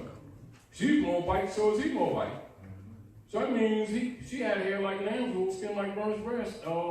And so did he, didn't he? Is that who you see these people put on the walls in these buildings they keep accusing of being his houses? They got Michelangelo's nephew up there. Talking about he's Jesus. Then they transacting, buying and selling with the mark and the number of that European name, knowing that they're doing that. This stuff is not buried. So that means they are knowingly operating in hypocrisy, aren't they? Yeah. Hypocrisy is another way of saying, yeah, without lying anything. Misprision. But they be saying it's truth, don't they? And they saying the Lord, Lord, Lord, and sandwiches and stuff, right? Because they don't know they're Moabite, right? They don't appreciate that they are.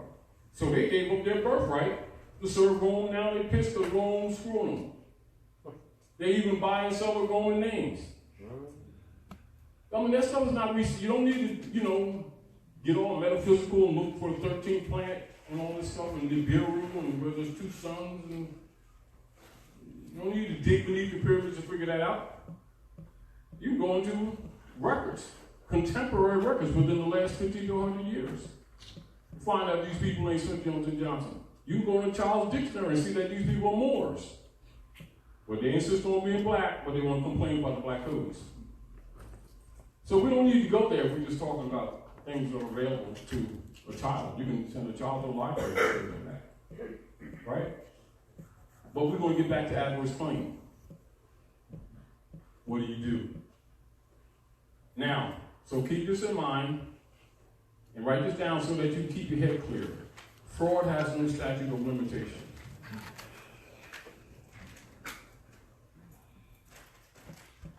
So don't start thinking about the issue of latches, which is what they always operate on.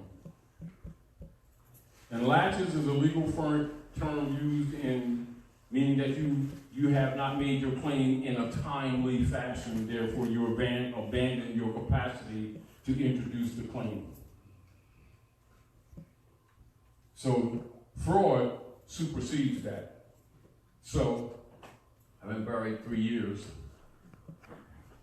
and the dust on the ground.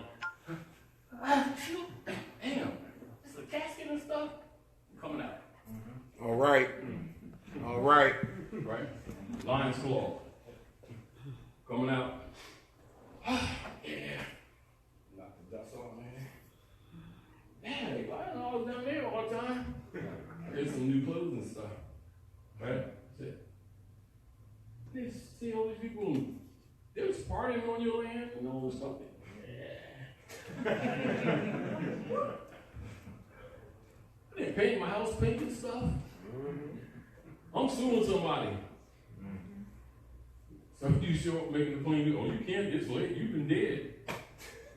Not actually dead, not physically dead, but civil liver mortuus. See the Negro, black, and colored? They buried the people under the Negro, black, and colored brands, accused them of abandoning their estate, and under wardship tenures have been what? Making adverse claims against your estate by claiming you to be U.S. citizens, which you never were under the 14th Amendment, the conversion of their private debt onto the heirs of the estate. That's the service of the 14th Amendment. This is what Drew Ali was warning about in the divine warning by the prophet for the nations. So what we're talking about is function. We want you to be clear on the function on how the birthright is stolen, not saying they're stealing your birthright, and then you say, oh yeah, man, they're stealing my birthright. Then somebody asks you to explain how they're doing it, and if you can't competently explain it, you're incompetent.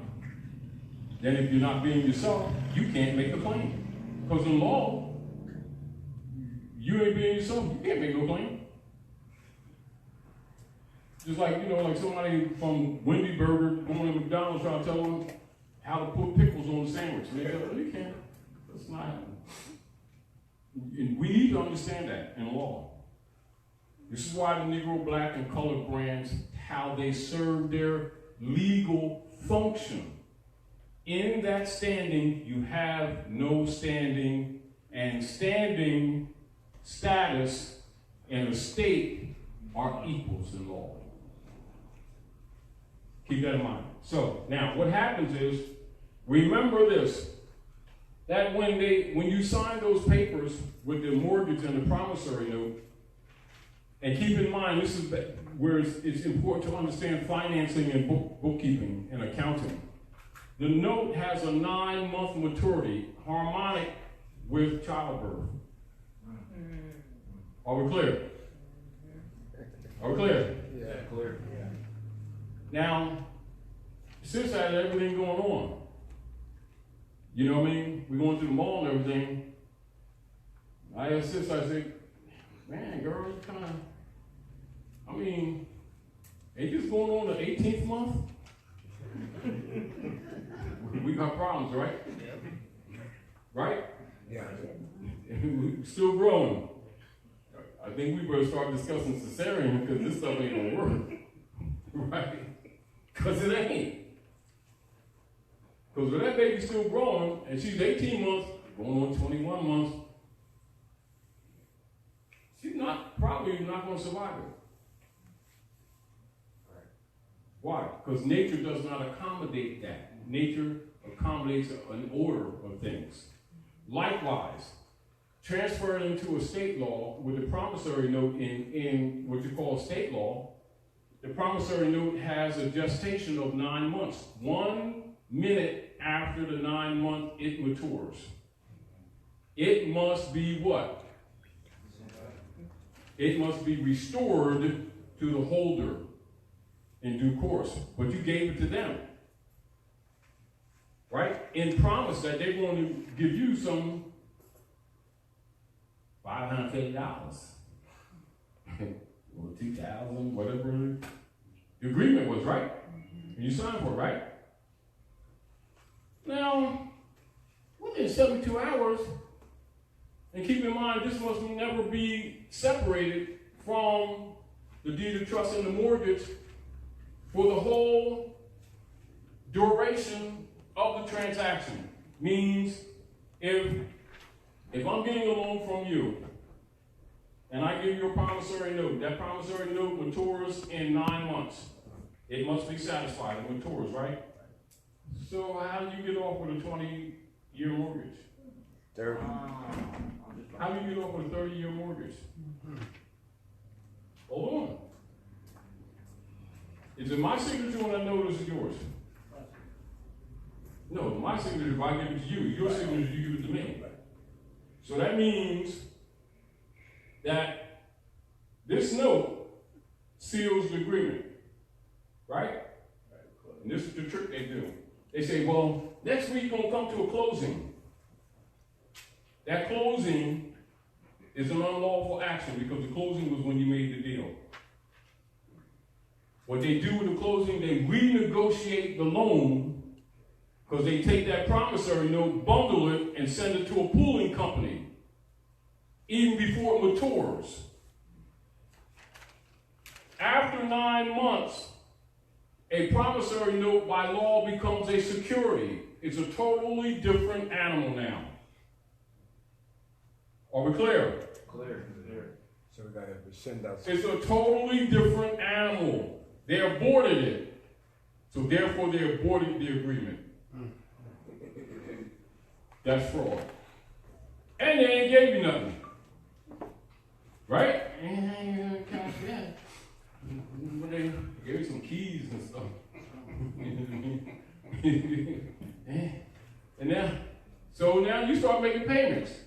Payments? This is private commercial paper. Nobody told you that. I think Article 1, Section 10 of the Constitution for the United States says, Come on.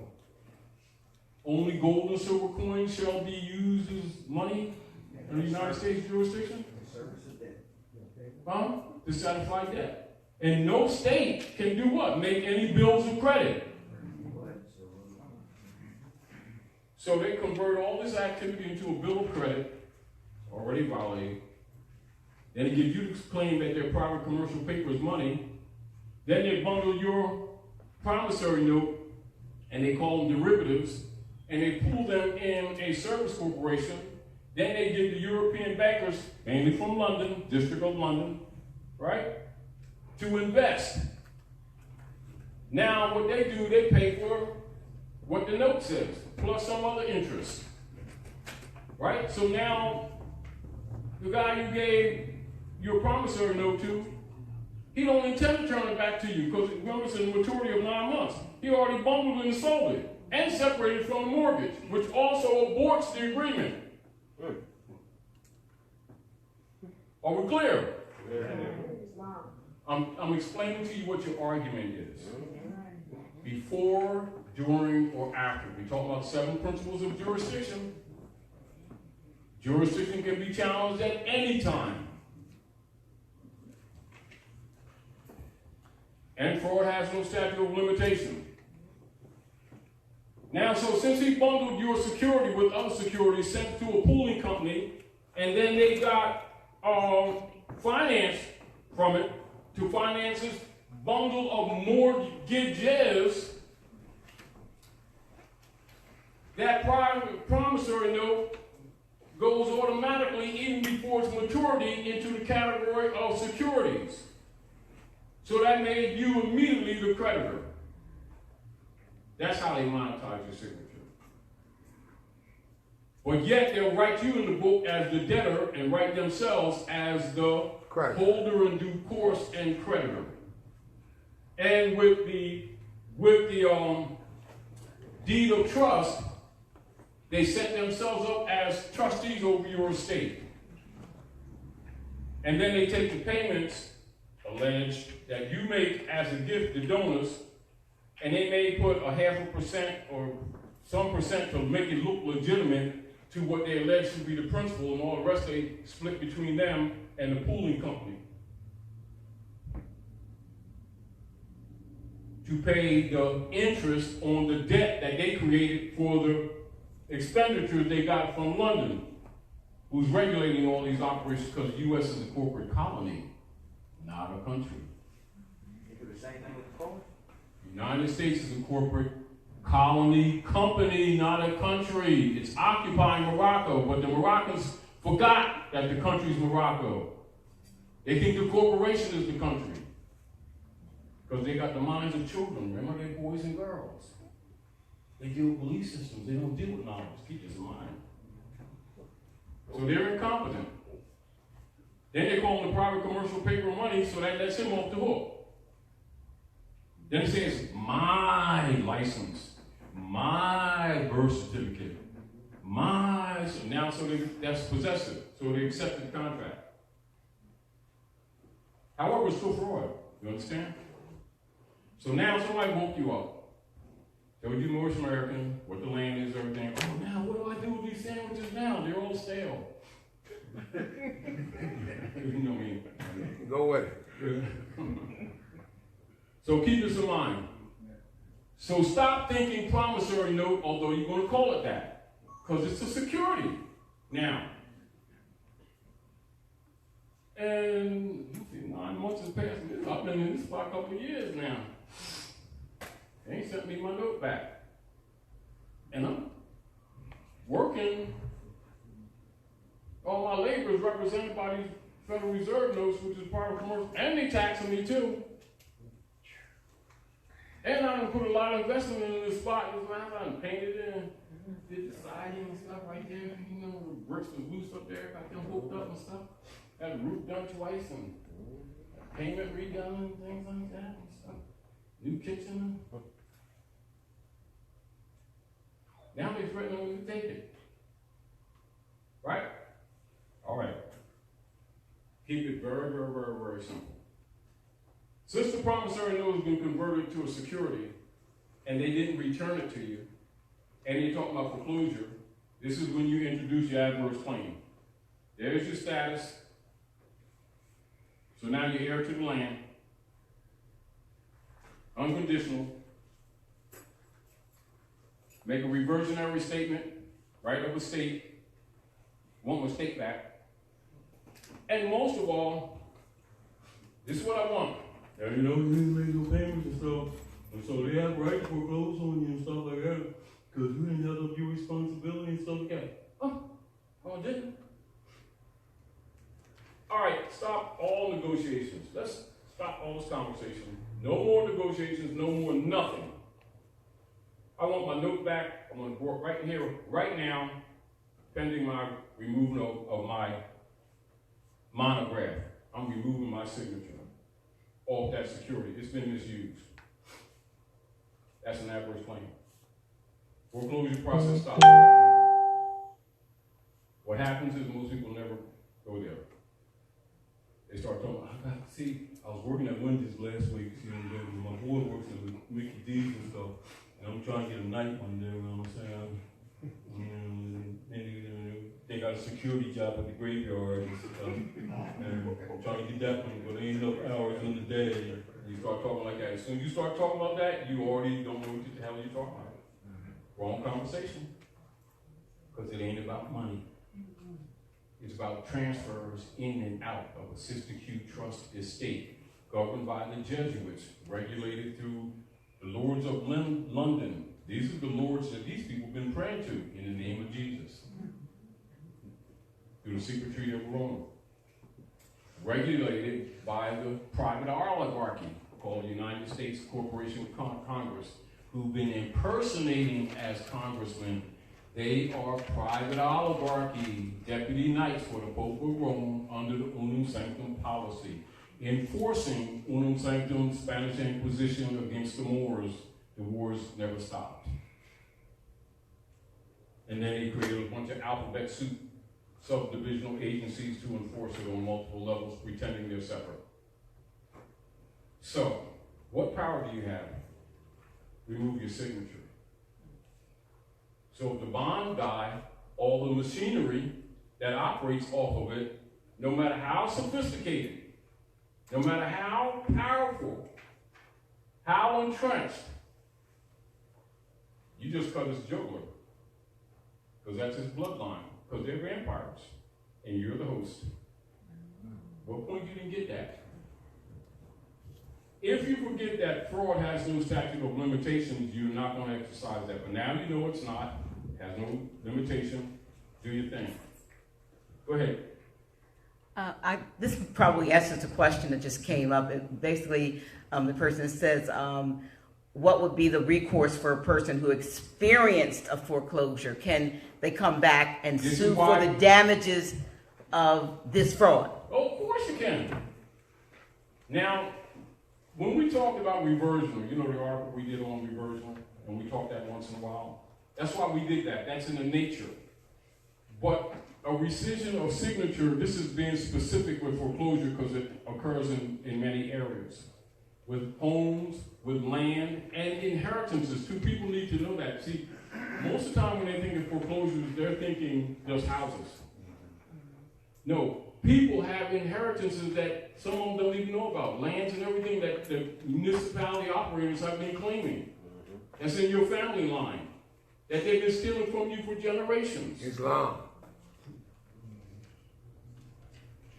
The reason why we can't go back is because most of us don't know who we are. That's number one.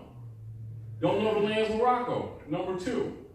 Don't know that the treaty and the Constitution is the supreme law of the land, so they don't exercise it.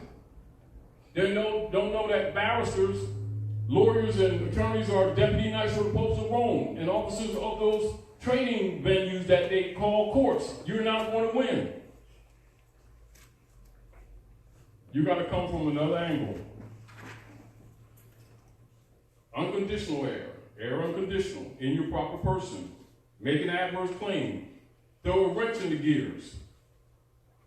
You can't stop the locomotive, right? Pee in on the coal. In the engine. I paid.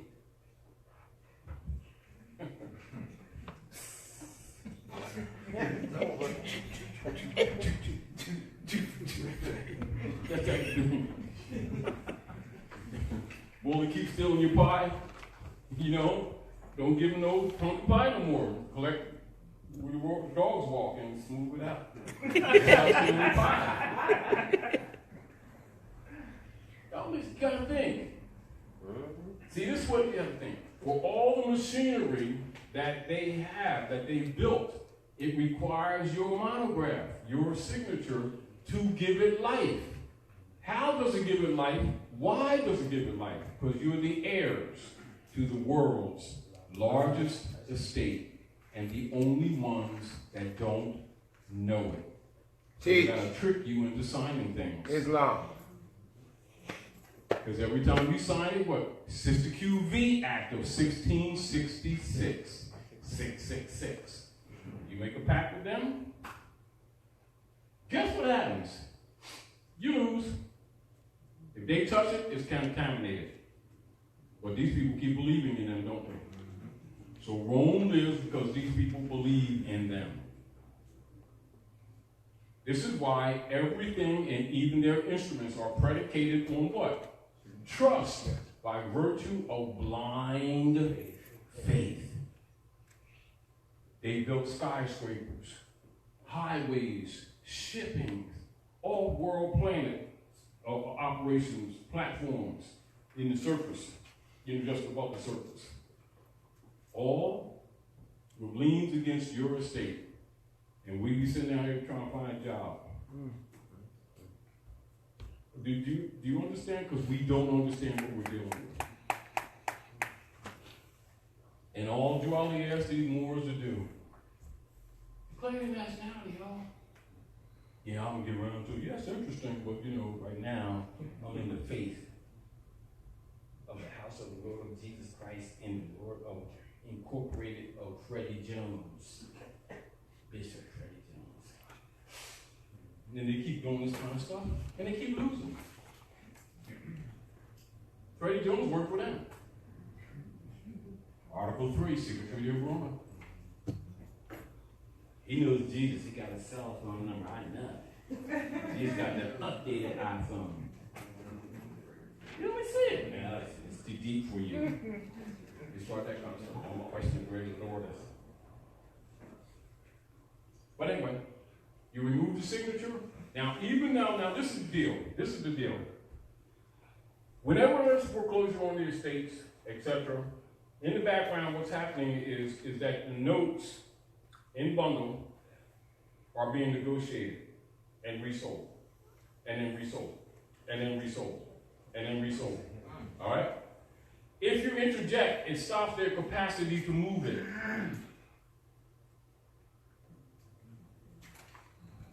And if they don't counter with an affirmative affidavit, it kills the bond. That's why they don't want nobody nationalized. We don't know who the Moors are. What's that? That's the terrorist stuff. They're trying to identify themselves.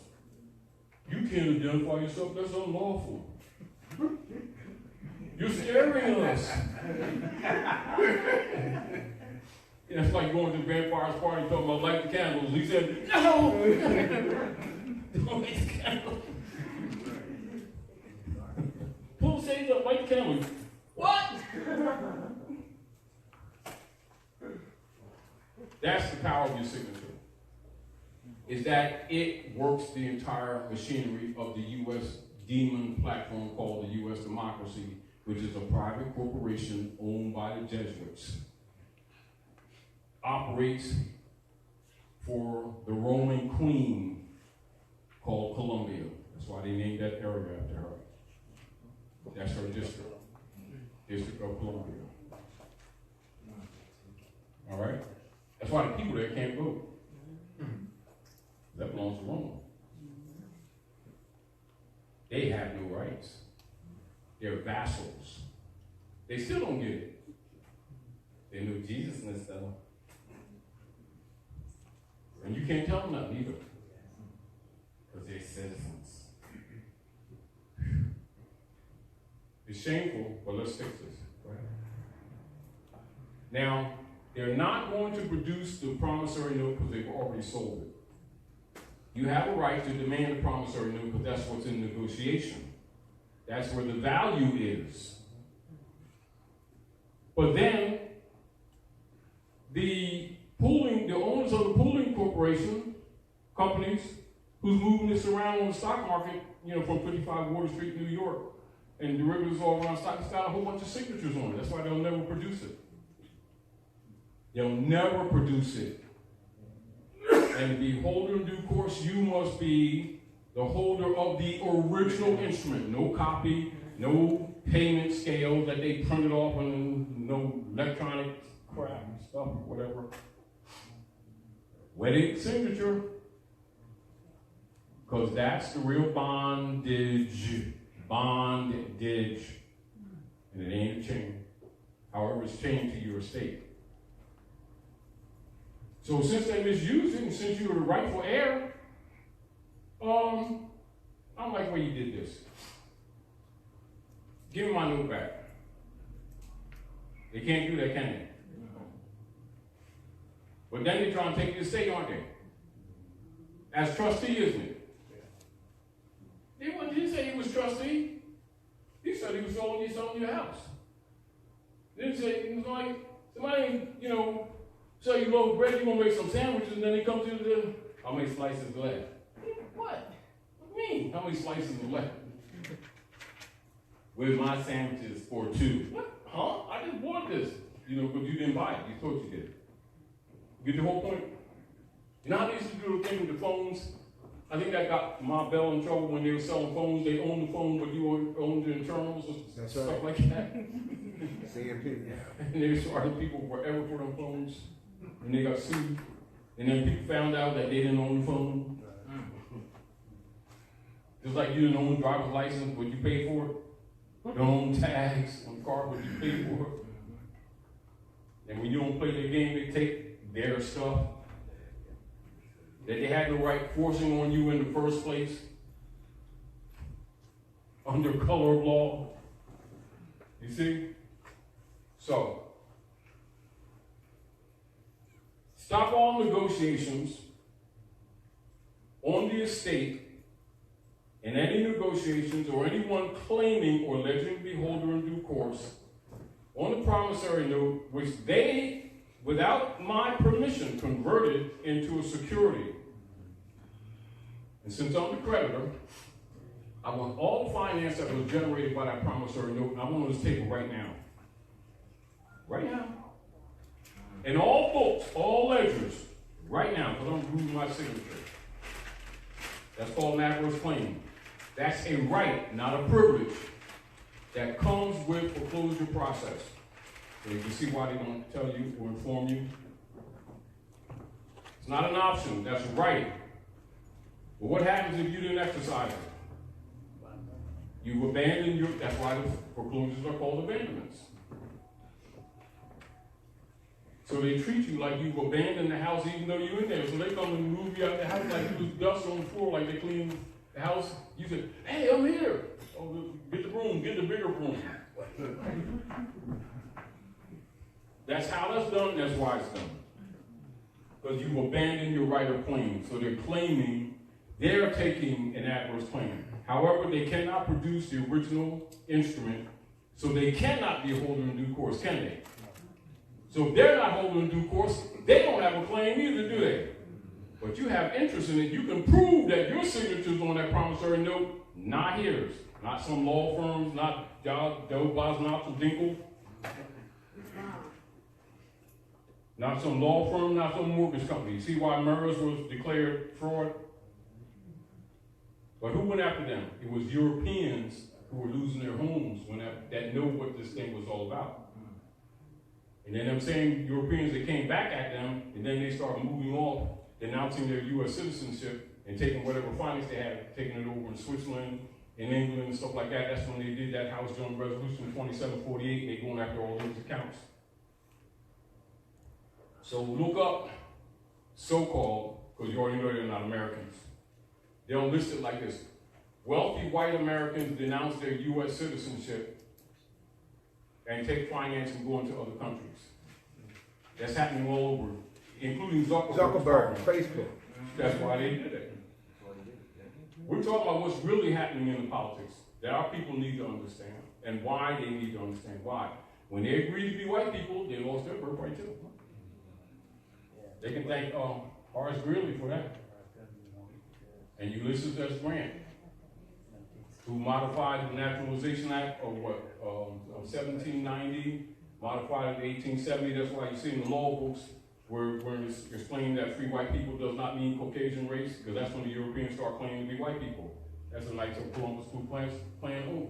And then they paid Negro marching guys to tell our people they were black, and they believed them, and they, in the black codes in the European trade places with them. Go ahead. The question is, should we still set off?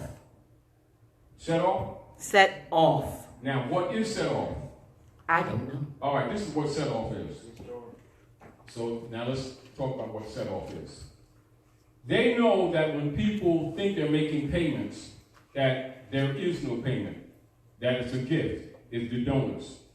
This way they hide stealing your labor within the transaction of the bookkeeping. In other words, it's bureaucratized slavery.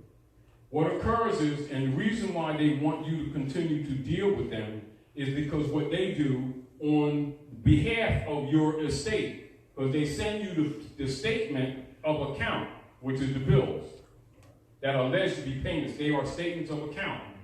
They set it off and thus discharge. In other words, a set off is not a termination of the debt. A set off is, this is the instrument right here, right?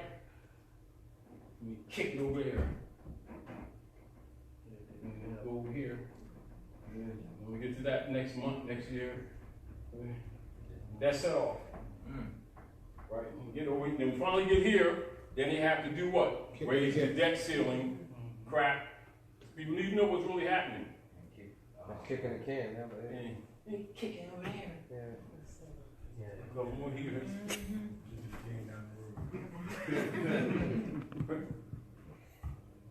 I'm explaining to you things that you see, but you need to understand what you're looking at. You stop it by rescinding your signature. Don't keep arguing with them. Don't keep arguing with you. That's what set off is. You cannot pay a debt with a debt instrument. All right? When they set up the U.S. Democracy platform, it was not designed for the people to pay debt. It was designed to make you think you were while they were draining you. Are we clear? Give me an example. Name some of your biggest Asiatic movie stars, singers, writers, etc., that generated millions of notes that they thought was dollars, and they always end up being broke based on taxes. Or they pass form, and their children may get a couple of notes, and the corporate state takes all of it. And then after the barristers drain a lot of it while going through a bunch of probate, automatic probate, because it's not theirs.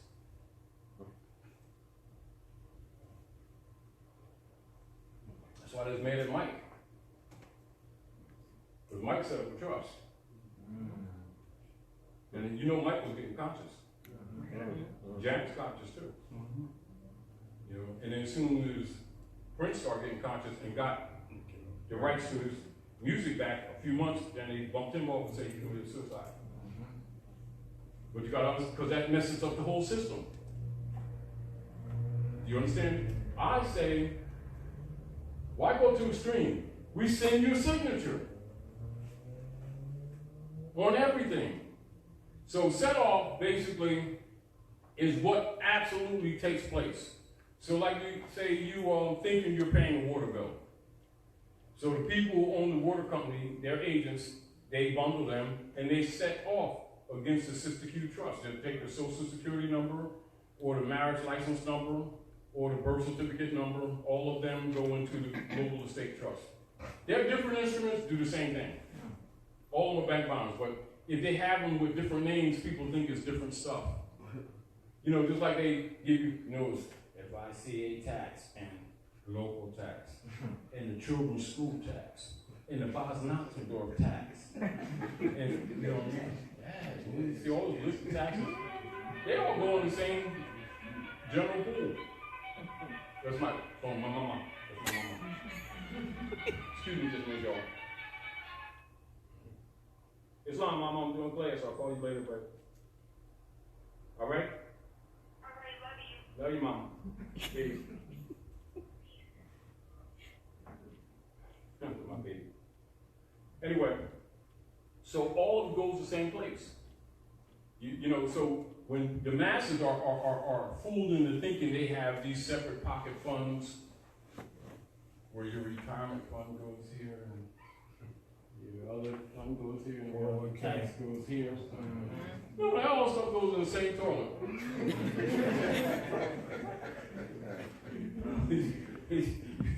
he just, oh, they bit me over here. That ain't the one that bit me over there. Yeah, yes, it is. You know, octopus got his left cheek and he said, hey, man, want to get you over here? Oh, different octopus? No. Same octopus. The sooner you get that through your head, this is what must be understood.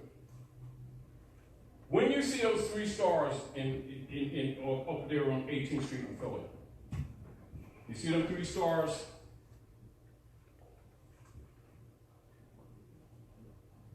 And them 2 bars, upper world, underworld, Vatican, Westminster, specifically, District of London, Washington, D.C., sovereign city-states of the Roman Empire, Spanish Inquisition enforcement on the planet Earth, and particularly from the North Gate, North America. So the headquarters for their operations on the North Gate is Washington, D.C. The Capitolium for the United States proper is still Philadelphia right to this day. Philadelphia is still the Capitolium for the United States, organic. That's why they still have the Moors free there. Go ahead. The organic would be the republic. It's exactly correct. This is why when they did the so-called birth of the nation, Kick them out of when they are talking about the birth of the platform, that's why they did it in the palace in Washington. That's the operations for Columbia, the Roman Queen. Ain't got a daggone thing to do with the Republic. They're actually, it's the opposite platform. The issue is that the operators must do the Halloween thing. They mask. That's what person means mask. Personality, mask. So they pretend to be Congress for the United States, the Republic. Congress was dissolved in 1861. Never to convene again. They're done. Ever since then, you had a platform of imposters. That's why it is called the U.S. democracy. It's an imposter platform. Everything is designed to drain the economics of the Moorish nation by increments, slow walk. This is what's expressed in Rex 84, King Alfred, and Executive Order 11490, King Alfred Rex 84 plan, where they slow walk, encroach on the people's rights little at a time, and the people adjust rather than address it. And then after a while, they don't know how to cry out for people who really understand what's going on. And then the plan is, once they get you weak enough, is to devour you. And because understanding karmic law, that's why they write it, so they tell you. So it's not generally what you call public knowledge, but it's written, it's not hidden. I tell you, little by little, they're going to encroach on your rights. People don't know how to cry out or associate with people to deal with the problem. They say, what? They're going to crack up because of economic pressure. You see, but if you understand what's happening, you can redirect that energy. You see the point? So we're talking about, don't start talking about the locomotive. Let's talk about throwing a wrench in the gears. Finest watch. This is Rolex and shit. Oh, this? EMP attack. Gears sealed together. I don't care how much force. Stuff ain't gonna work. In other words, use intelligence. Recognize that your monograph, what you call your autograph, your signature, is the key. But it does not, they call it monetization. But the monetization that they call it is really the securitization, where they convert it from the promissory note into a security, which is unlawful. The act is unlawful. The act itself is unlawful. See, but nobody ever argues that. Well, I missed the payment and stuff, and the guy put a note in the door and stuff. Well, see, I didn't get the note in time. Latches. And, I was trying to call somebody, you know what I'm saying? And then the check I wrote, You start talking like that. Always incompetent. What set off is simply what takes place under fiat operations of bookkeeping. It's set off, but it's set off against your estate in a name that's not yours that they create, so they can justify still draining it. So a set off is not a satisfaction of debt. A set off is like a post-dated check. Operates the same way, except has a longer lifespan. So they'll deal with it based on the fundamental operations of, say, congressional elections. They call them congressional elections. They're really oligarch posts. And for the CEO, so when you understand what we're talking about, you understand why, as an example, Mr. Trump, while he'll say one lunchbox thing today and another lunchbox thing tomorrow, and everybody arguing about what Trump doing, what Trump don't do, and whatever. But if you understand the politics, you're not impressed by it. Also, it's a dog and pony show for a dumb public that don't understand that they're broke. They went broke September 30th, and nobody will buy the bonds. This is the problem that they're having. So they're threatening to bomb everybody. You better buy our bonds or we gonna start a war. So, that's really what they're saying. Is the set-off the same thing as a discharge? They're relative. Discharge is also not a payment. That's exactly, now listen, let's back up. Ask the question again because I want the listeners to be clear. Is a set off the same thing as a discharge? No, it is not. What a set-off is pushing the debt down. A discharge is the process of what they do every time you send a coupon back that you think is a bill. What they do, they cash the coupon in to the corporate, like say, for instance, a city, to the county, to the corporate state, to the alleged national government, to London, to the Vatican. Are we clear? When they send you in the mail what you think is a bill, is really a statement of account against the trust that they set up in a name that sounds like yours, which is why they always do it in all capital letters. It's really an estate. It's a trust. Are we clear? When you so-called give them the private commercial paper in the name of payment, not in payment, in the name of payment, what they do, they go to the Sister Q, or what is called the Caesars Trust, or Sister Q Re Trust. They use the CUSIC number that's on the Social Security number that Franklin Delano Roosevelt set up when he started backing their debt with the birth certificates. And that is a routing number to any of the 12 sections of the Inquisition's operations. It's in 12 sections across the country. There will be 12 what they call Federal Reserves. And those numbers for everyone will lead to a routing number that goes to them. And they, acting as subdivisional agencies or franchises, will set off or discharge, because that's what occurs. Whenever there's a transfer in the commercial paper, it is not paid, it's called discharge. All right? Now, the existing debt and interest altogether is what the set-off is. They're connected actions, but not the same. You can look at one as process and one is the established fact thereafter. All right? It's almost like creating a check, then cashing a check, then selling the check on the books of the holder of the account. Sort of like that. So from discharge to set off. But yet it's not paid. So what they do, they accrue it against the national debt. Who's the national? The people under occupation, not Europeans. They're U.S. citizens. You're the nationals. Islam. So they're making the debt against you. Yes, against your estate. Go ahead. It's in Black's Law. Yeah, go ahead. It's in Black's Law Dictionary. Go ahead.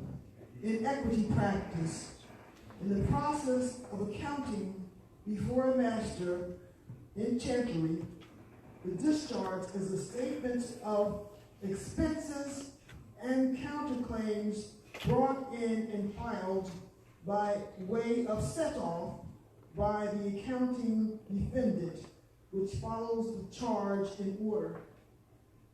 Exactly, and that's what they do.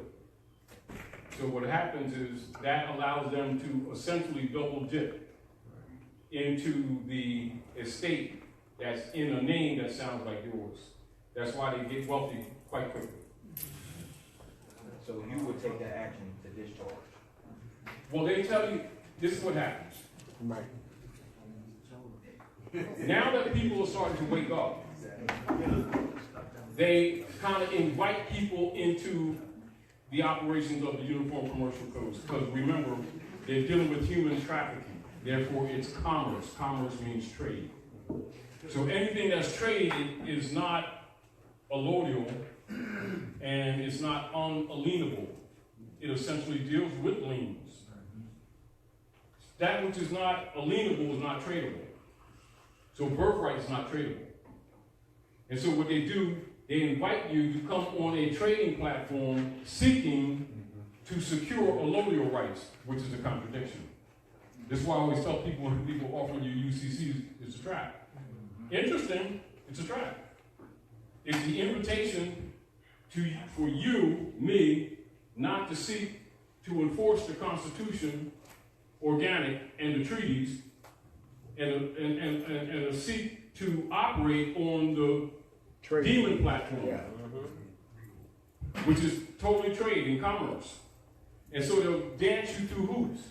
And most people who start the process, they'll start you off with certain forms you got to send to the Inquisition Revenue Services, as if they're government and have the authority, because they're the bookkeepers for the United States Service Corporation under the Secret Treaty of Verona, i.e. the IRS. Get a 9-digit number, 9-digit, why 9-digit? Do you understand? And then EIN number, because now you're dealing commerce. Now you set your birthright rights of all your property on a commercial venue. So now on this venue, you can't talk about unalienable rights because it's all commerce. Now all they got to do is dance you around a couple of years, and then as soon as you perfect the process, they say, oh, well, you got to file this other form with this other form. That's why the other form wasn't successful. So they bought about 3 or 4 years, and you bunch it around, and they got you for a few grand of fiat in the process, and then they're still closing in on your account. You get the whole point? And this is why I did years ago, about 12 years ago, that thing in Connecticut on the dangers of UCCs. I understand how it's supposed to work, what the promise is, but it's a marked debt. What you should be doing is enforcing Constitution and treaty. They're not obligated to deal with you in commerce, just like you're not obligated to deal with them. They're obligated to the Constitution. Islam. And to the treaty. They're the supreme law of the land. If they can get you off of that by offering you a tax, this is a big taffy now that you woke up, we want to let you discharge. Keep in mind, and you know this, man God knows this, good brother, man God, also, get up to brother. Brother goes way back, he's one of the original members, and we used to meet at his house for years, order the Great Seal. And thanks for coming down, good brother. Thank you. And so the brother got a deep background in this. So I just want you all to know, man God.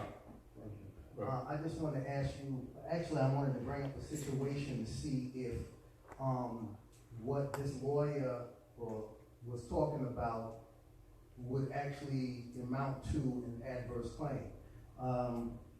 There's a young brother that was, he claimed nationality, right? But Yeah. he didn't tell him. Now he makes a lot of money because he's still working. He generates a lot of Pardon me. He generates a lot of notes. Yeah. So he mortgaged the house, right, down south, and he doesn't have chicken or child, so he's talking to the barrister, and the barrister tells him, well, based upon your so-called income, you should never lose this house. Mm-hmm. So he says, however, if a Native American claims the land, Mm-hmm.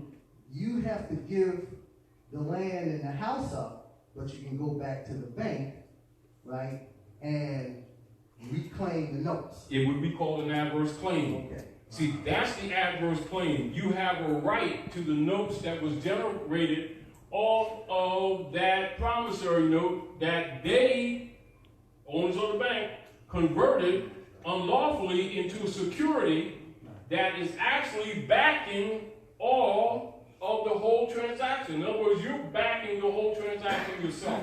You're just not claiming it.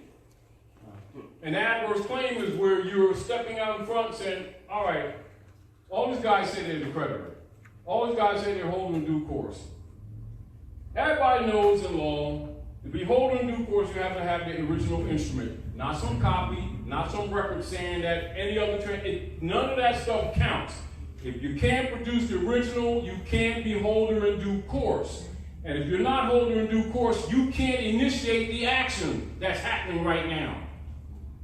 But what we can prove is that my signature was on that note, and it generated finance. I want it.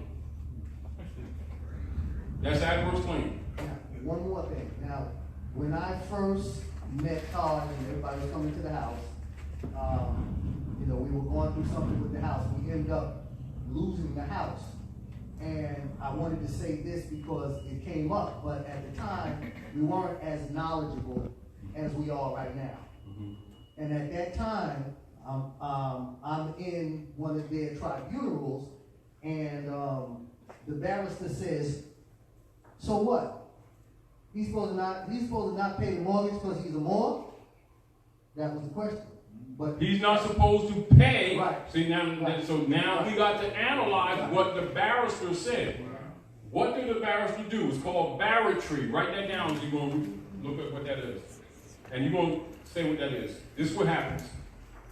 Now, they're expecting you to not recognize the connotative linguistics, but you know it's not money, and you know it can't be paid.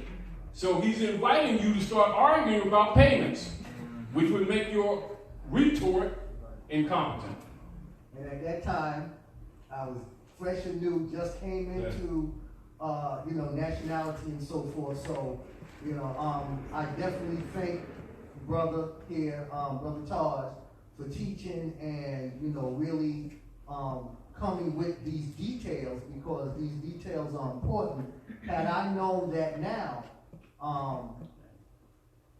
I would go in and fight. And this is the whole point. And I would make that adverse This is the claim. whole point. You can still Yes, make sir. the claim. Come on. Statute of limitation. Fraud has no statute of limitation. Now that brings up that next question I had.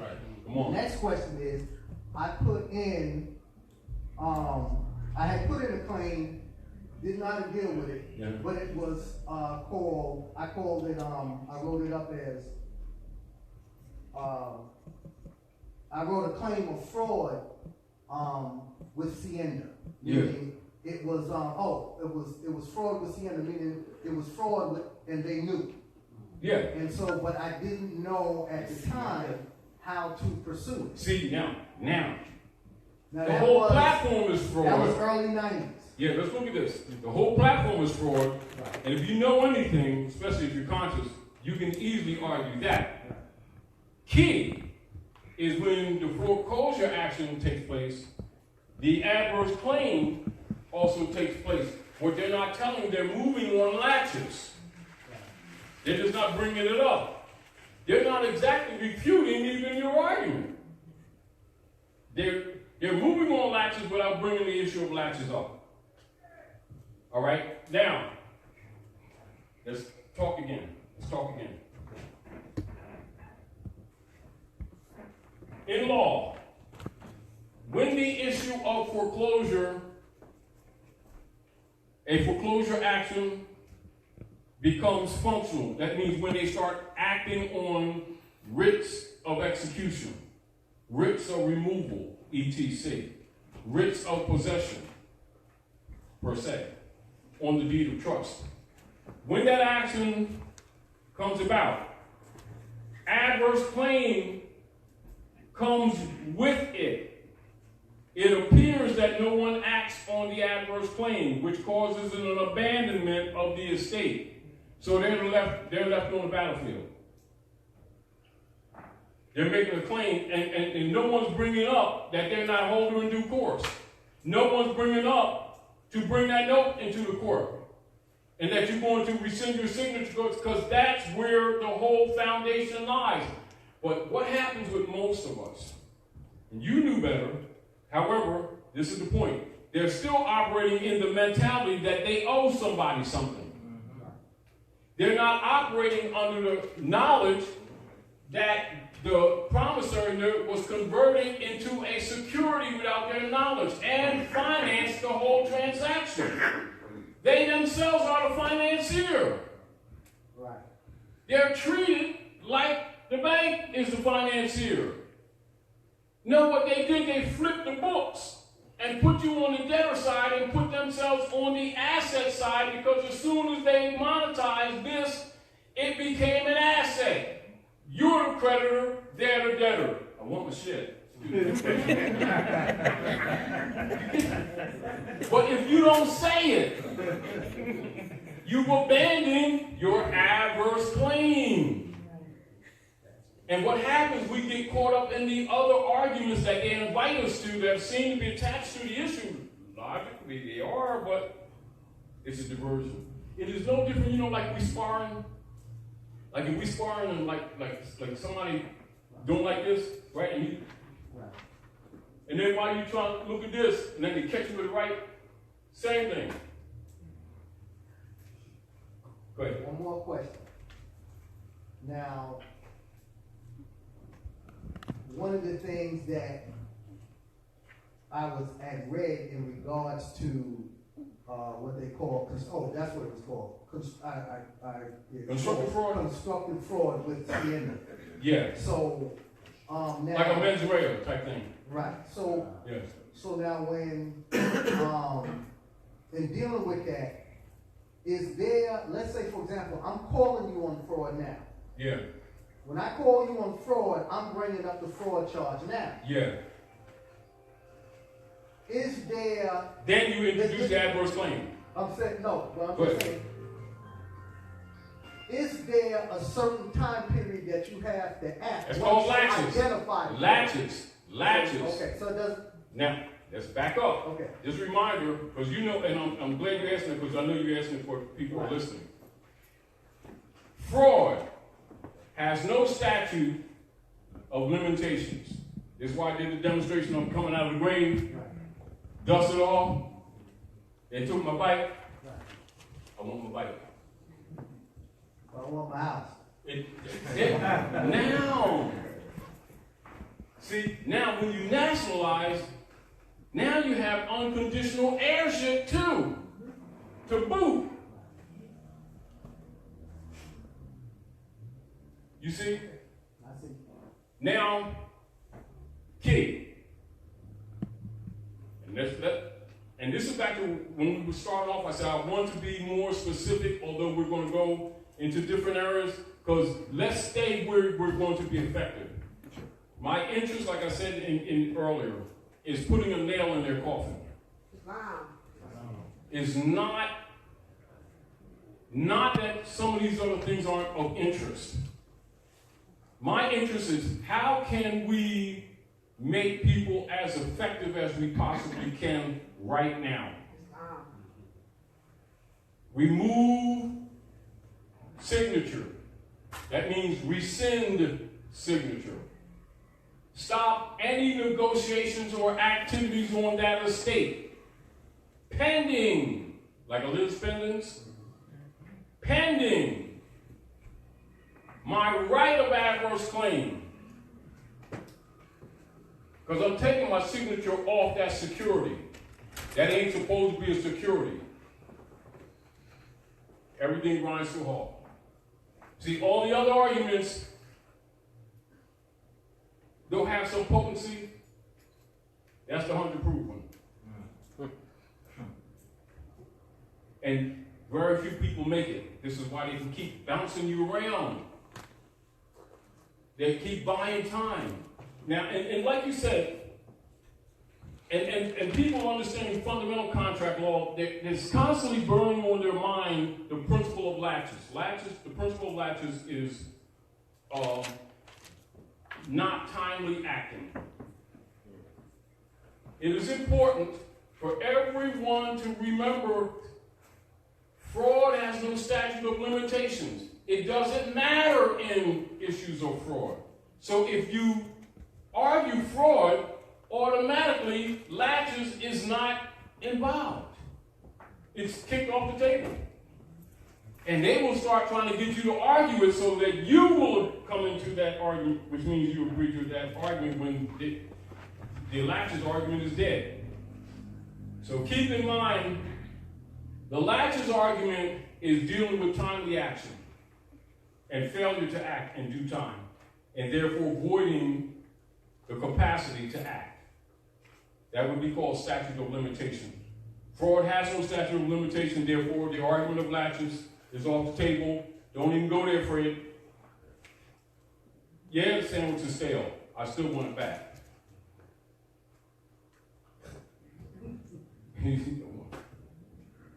and the rusty bike that you rode in on.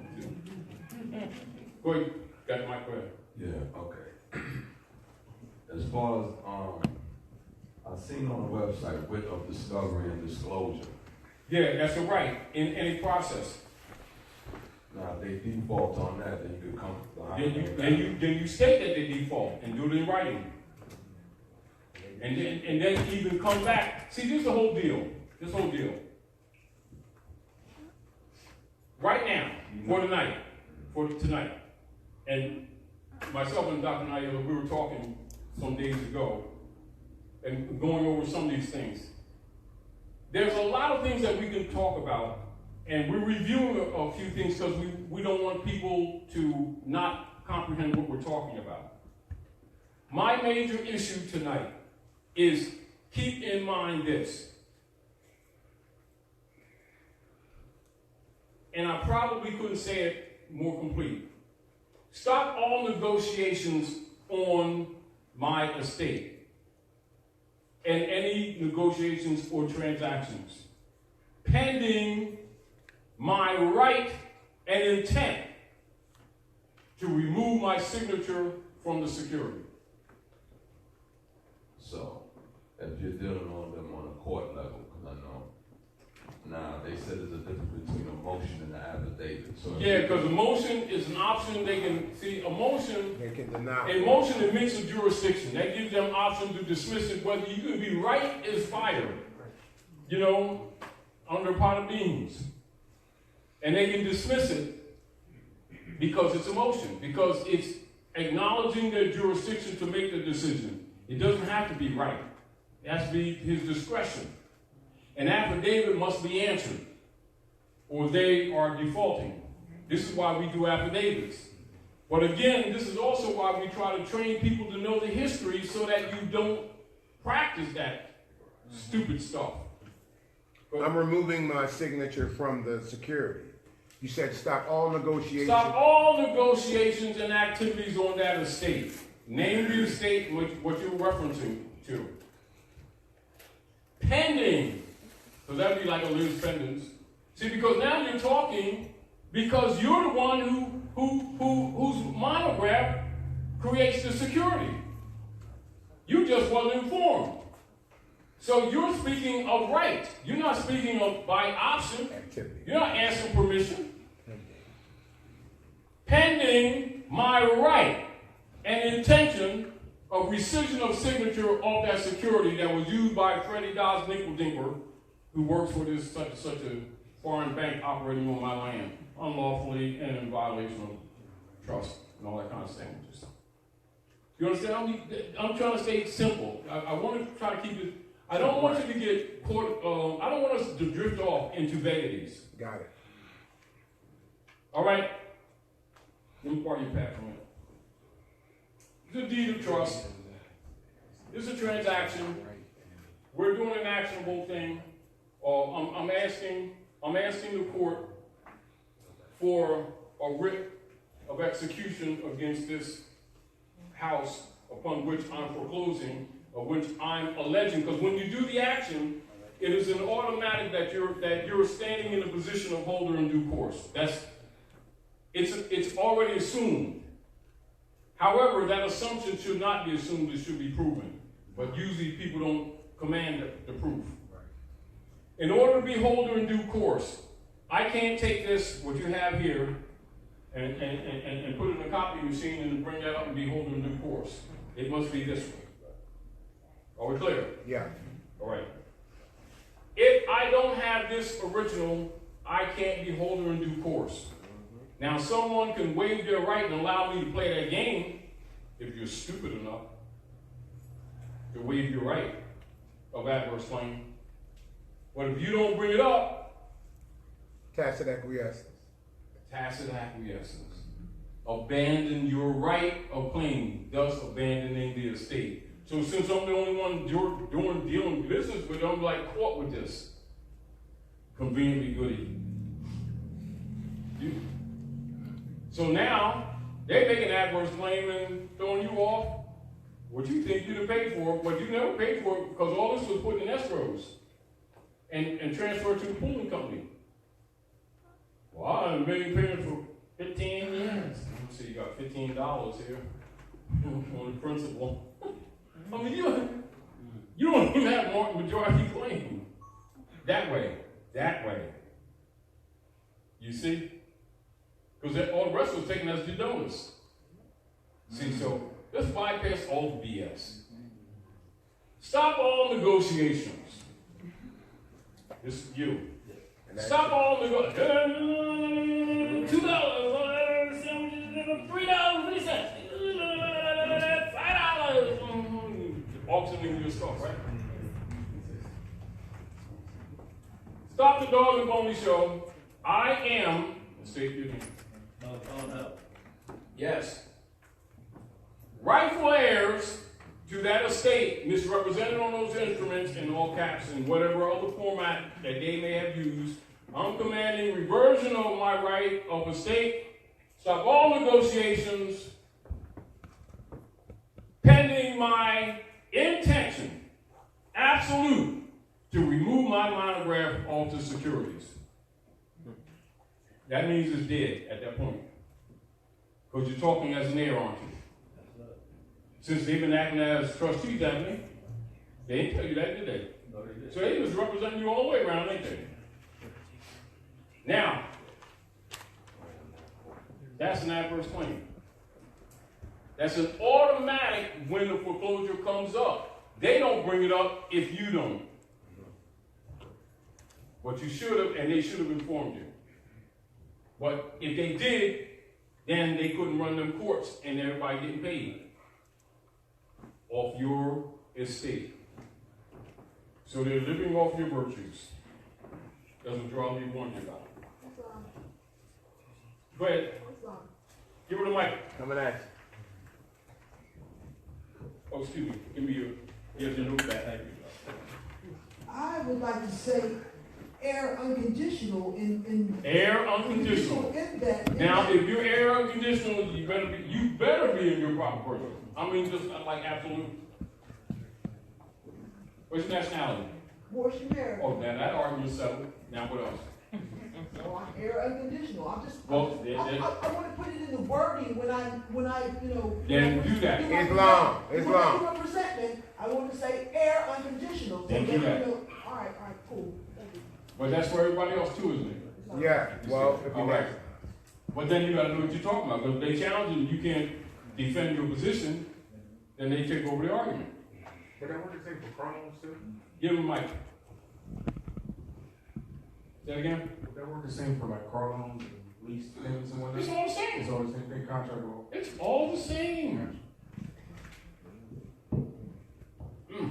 All the same. See, this is the deal. This is the deal. What are we really, on another level, trying to do? We're trying to encourage you all to take responsibility and to organize without stepping on each other's personalities. And stop playing leader guy, leader girl, and big eye, little you stuff. Understanding what you're dealing with is the world's largest estate. The platform constructed for enforcing it and operating it is the U.S. democracy military complex. The secondary middleman that regulates the corrupt financial instruments of all types is Westminster, District of London. It's a district in London. The ultimate head is the God of this world called Pope, at this time Pope Francis.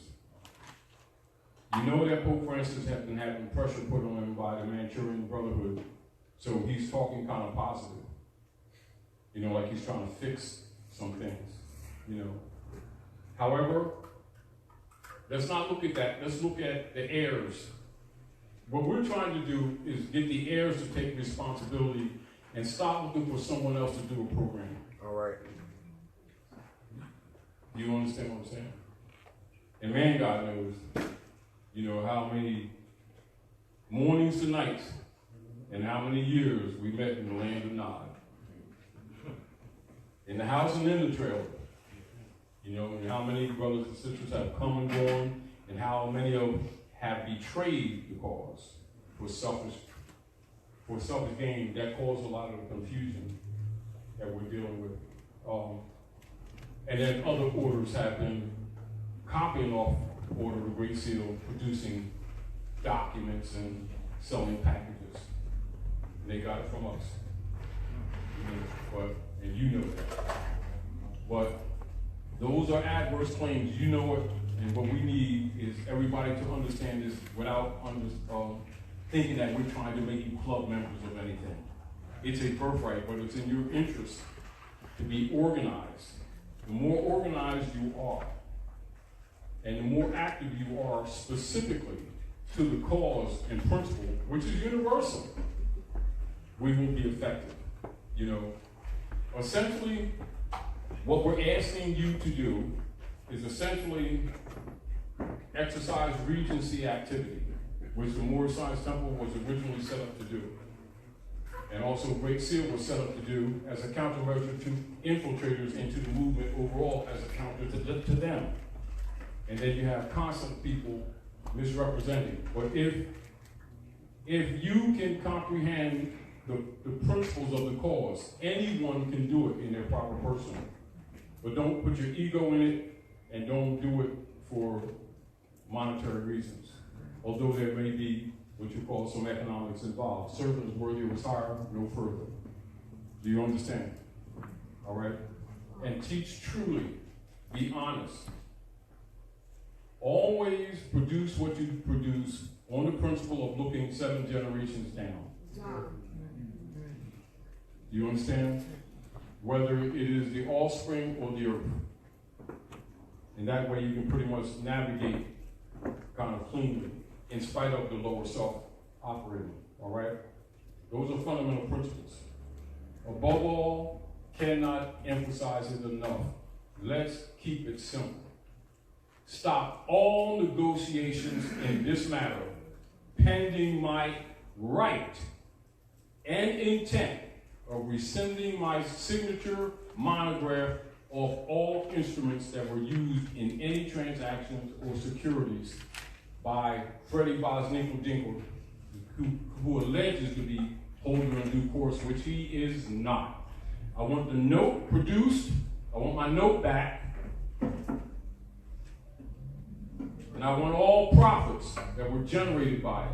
There you go. Meanwhile, the little extra that was on it, take that and offset the alleged debt on the property right now, and I'll let you have that on loan. We'll deal with that later.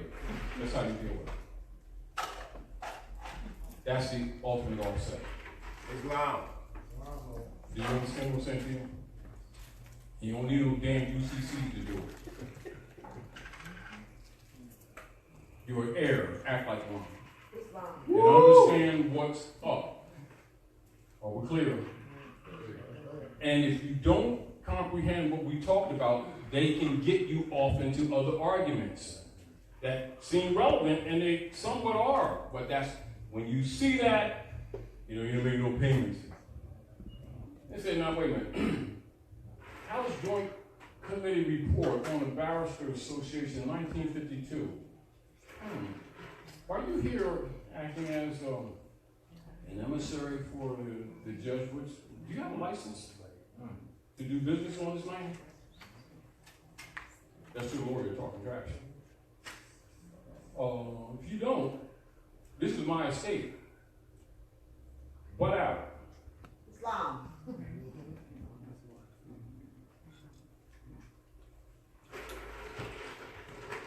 They don't even have a license. And since they're a foreign agent, they gotta have a registry card, don't they? Where's that?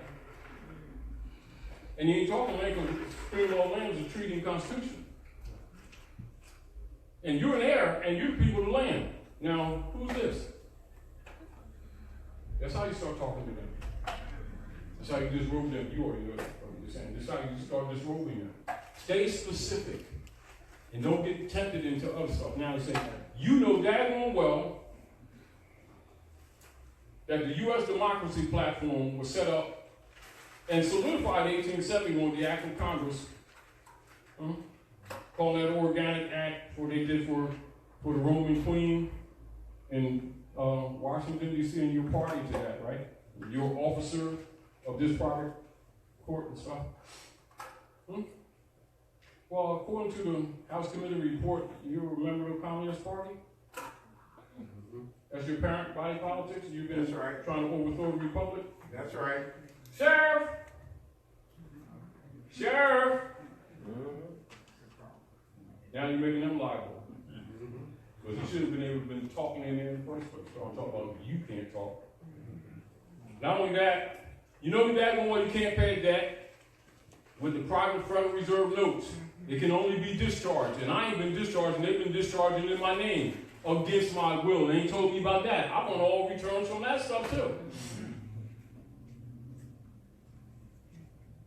Well, see, you signed this. That's why I told you bring this stuff back, because I'm rescinding my signature.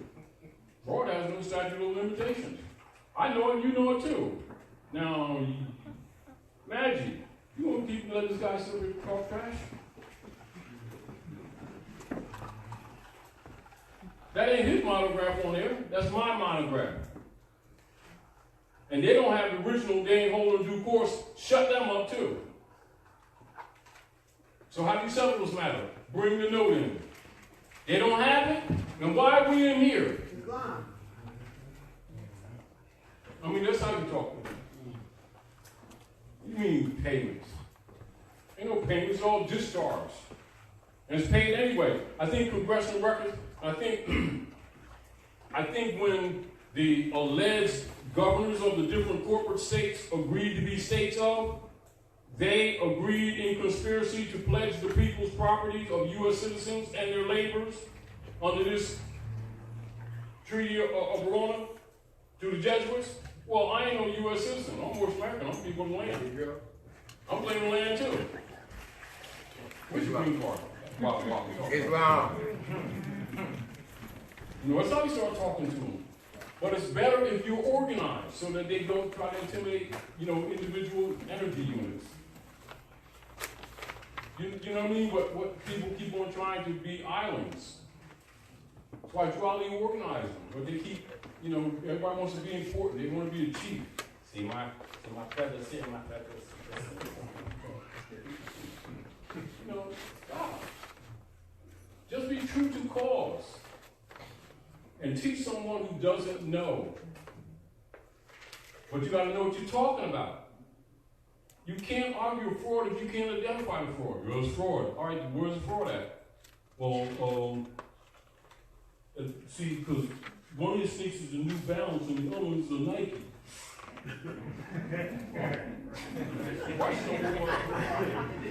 It's not going to come to the problem. Because one got a high heel, and you got to prove what's up.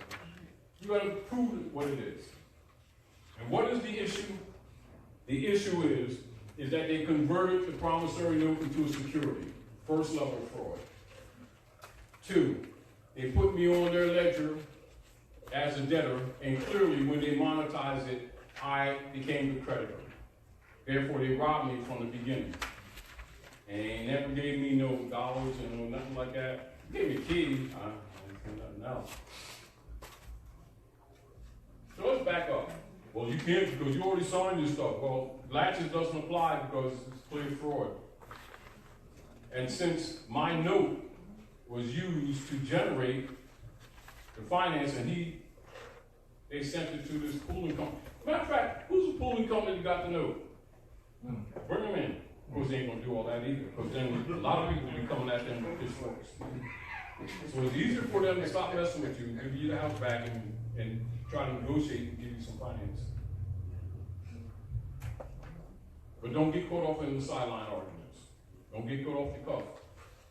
Don't let them distort it. Payments, you can't make payments. Everything under the United States Corporation is discharged.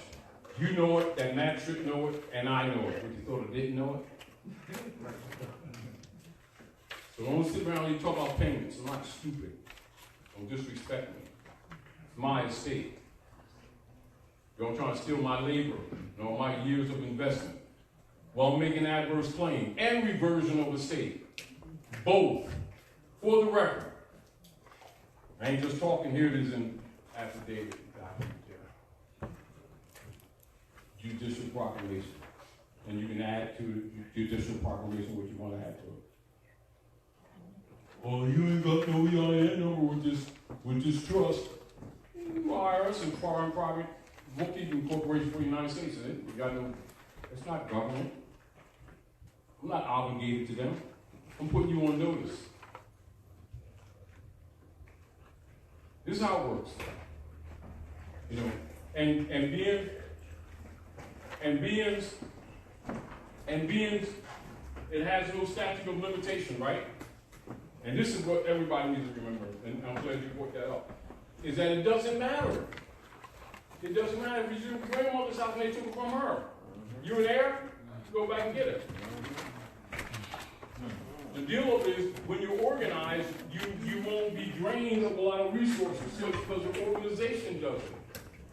This is where the Moorish Science Temple is supposed to work. This is why the Grand Chiefs and Assistant Grand Chiefs, the chairman and moderator, were put in power to make law and to enforce law. The problem is they ain't been doing neither one. They've been telling people it's only a religious organization, and therefore they have not been enforcing the Constitution, which is their charge to do.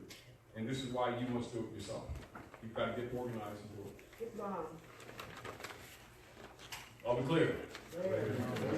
Because what they've done, they've set people in them seats to stagnate you, so that Rome could do what they've been doing. Absconding with your estate.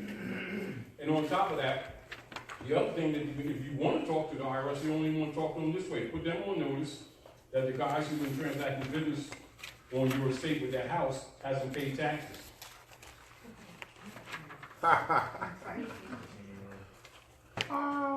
Because that's a security. Ain't no promissory note no more. 9 months of payments. This is security. See how many levels of argument you got? And most people keep on going past.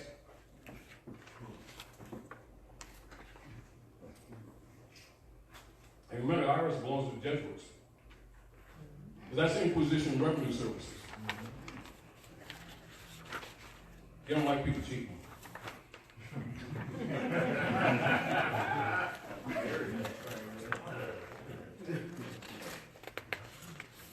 Because remember, let's keep it simple. 1 minute after that 9 months, that promissory note by law becomes a security. It's a total different animal, totally different category of finance. Are we clear? Clear. It's taxable. It is no longer a liability, it's an asset. Not only does it convert from the promise to pay, it becomes an asset.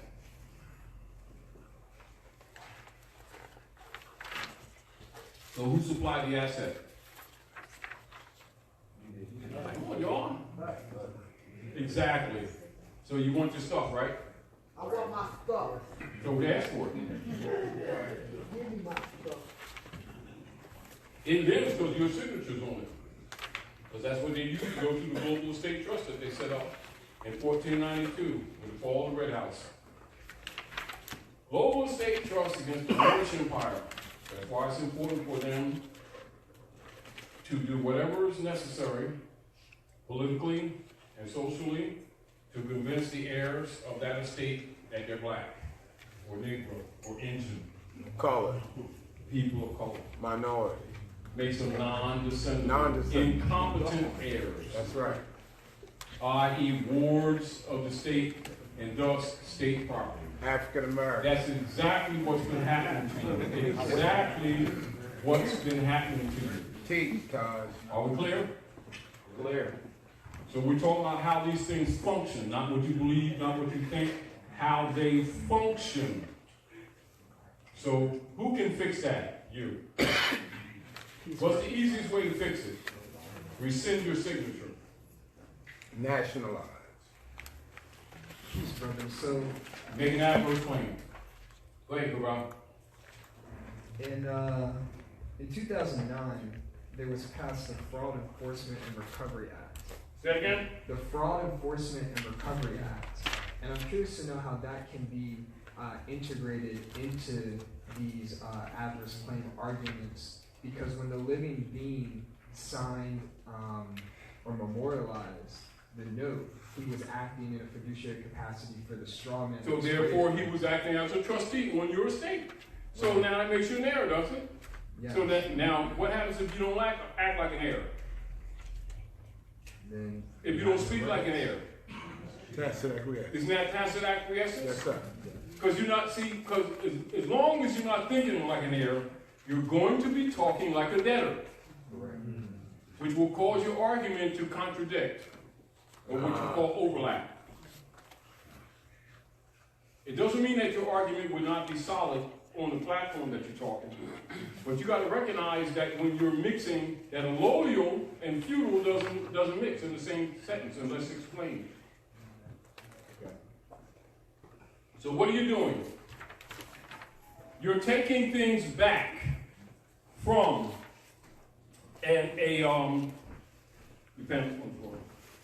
from a feudal platform that was created artificially and taking it back to an allodial.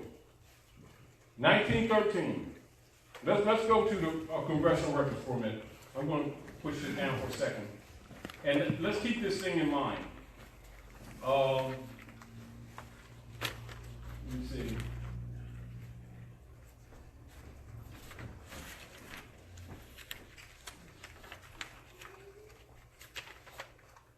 Let's keep this in mind. This is a little bit of treatise on tropical speech, but let's go down to the record.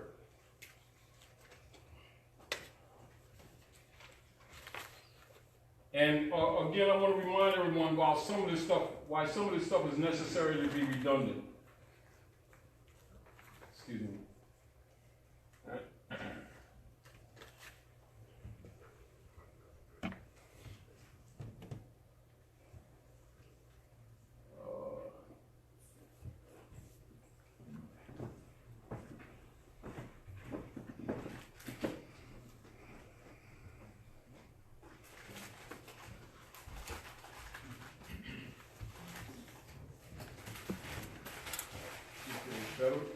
Let's talk about this part right here. This is in the congressional records with tropical speech. Federal Reserve notes are unsigned checks. So you got to look at the private commercial paper that you have in your pocket that you've been calling money, and that they'll discuss with you as if it's money. You must be aware that it's unsigned checks written on a closed account, and you got to talk about it from that perspective, unless you accept the liability. You understand? Federal Reserve notes are an inflatable paper system designed to create debt. They're designed to create debt. They're not designed to amass wealth. Through inflation, the evaluation of currency. That's what the bookkeeping is for. Whenever there's an increase in the supply of money substitute in the economy, right, without a corresponding increase in the gold and silver backing, Article 1, Section 10, you see? Inflation occurs. So it's designed to break you from the beginning. It doesn't arrive, it's designed from the beginning.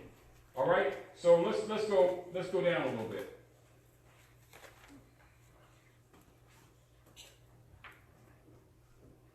Now, there's a fundamental difference between paying, quote unquote, and discharging a debt. To pay a debt, you must pay with value or substance, i.e. gold or silver, barter, or commodity.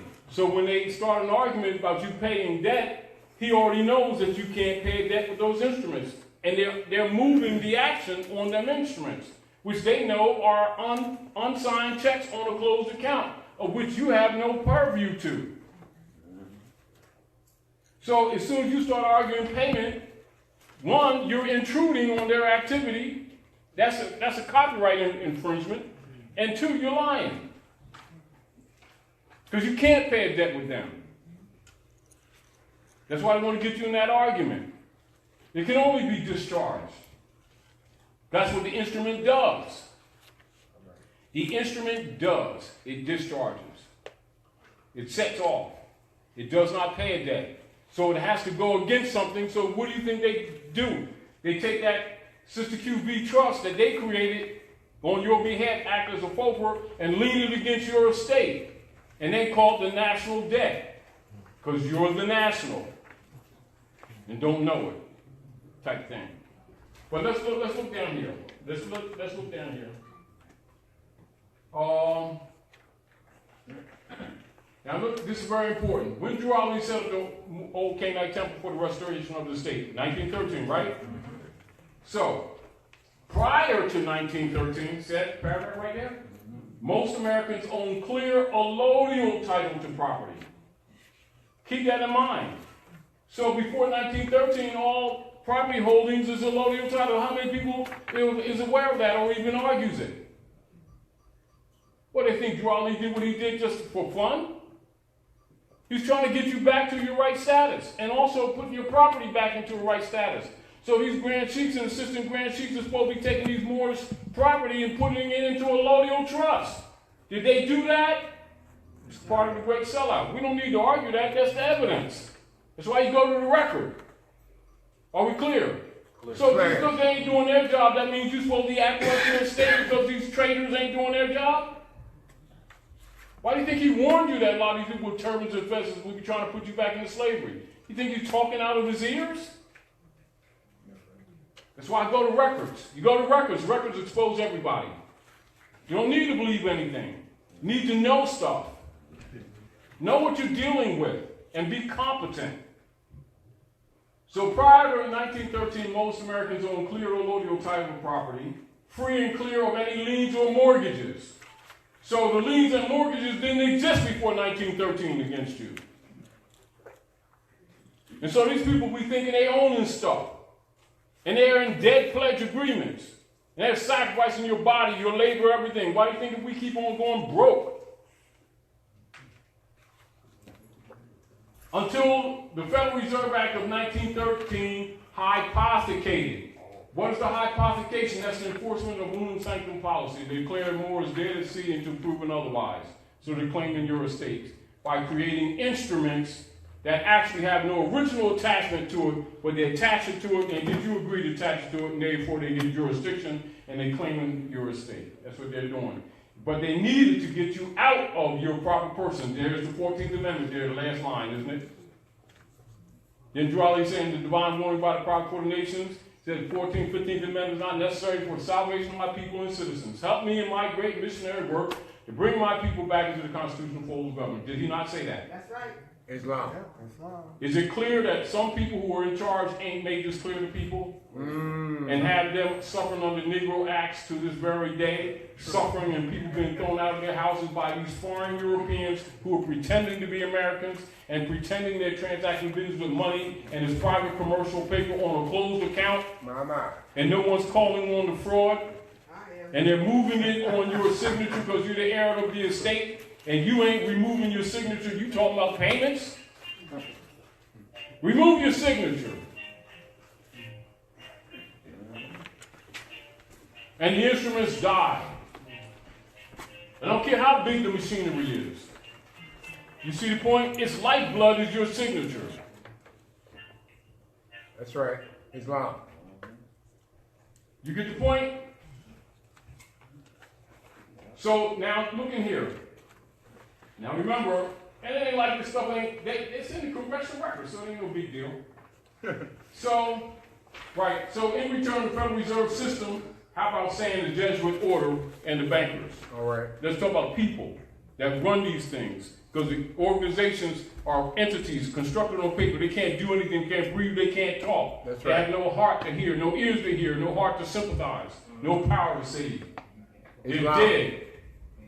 And also, remember this too, thank God, remember this too. In law, and we'll deal with it later, I'll do it on another class. It is unlawful for them to speak for dead men. And corporations are dead men. And so is the straw, dead men. All right, so we'll get into that later. All right, so we're going to get into that in a future class, specifically. But right now, we want to put nails on the coffin of the vampire. That's right. All right, so rescission of signature. All right, adverse claim. And the adverse claim is an automatic, whenever there's a foreclosure. Not that you can't do some other things, just like some of the stuff that you've done, clever stuff. Just remove your signature, it kills everything. and then say, I want all proceeds generated by that security that was constructed from my promissory note without my permission. You just identified the fraud. You don't gotta argue it no more than that. Because that's exactly what happened. Argument's over. I want the peanut butter sandwiches, I want the crust, and everything else. And shake the toaster after you get the bread out. I want them too. And that's how you gotta start talking to them. See, you talk anything on the other platform, they control on the platform. That's why they keep offering people, well, see, if you do this, and they create platforms for you to agree with them to try to claim a right that already exists outside that platform. They try to get you to put it on a commercial platform, UCCs, and financial statements. Finance, you talking about finance money, what are you talking about? What they're talking about is private commercial instruments that don't belong to you in the first place, so who's the first holder? Who has first claim in any transaction, taking action with them? And then you agree on a commercial platform when you should be talking birthright and constitutional enforcement. Excuse me. The question is, how soon do I remove my autograph from the document? Whoever got a claim, you make an adverse claim, put it in writing. And give them notice, an affidavit. Not no daggone motion either. Let me just add to that. Meaning that so if there is no claim against a property, for instance, a home, but one wants to just go paint the door and then make an adverse claim on it. Go cut the grass. You mean you do something? Claim the land. Claim the land. Because that's not a part of the. See, this is the whole deal. Ultimately, what Moors need to do is start claiming the land.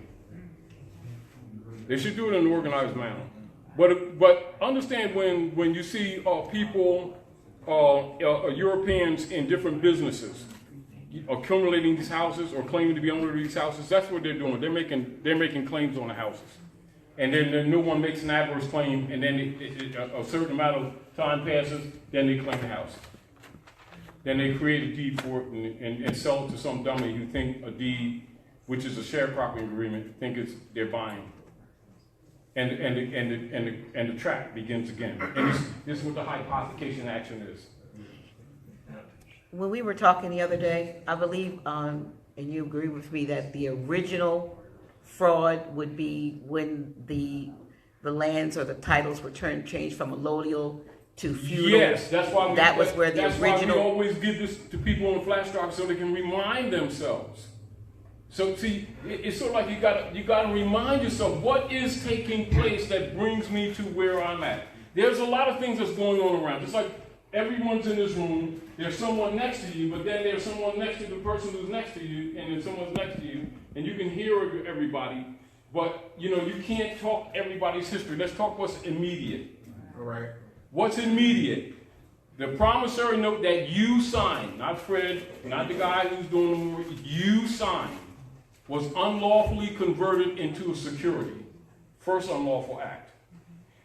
When it became a security, that allowed them to monetize it, which made you the grantor and no longer the debtor. It is no longer a promissory note, it's an asset. But since they're holding it, it becomes an asset for the bank. And it's used accordingly.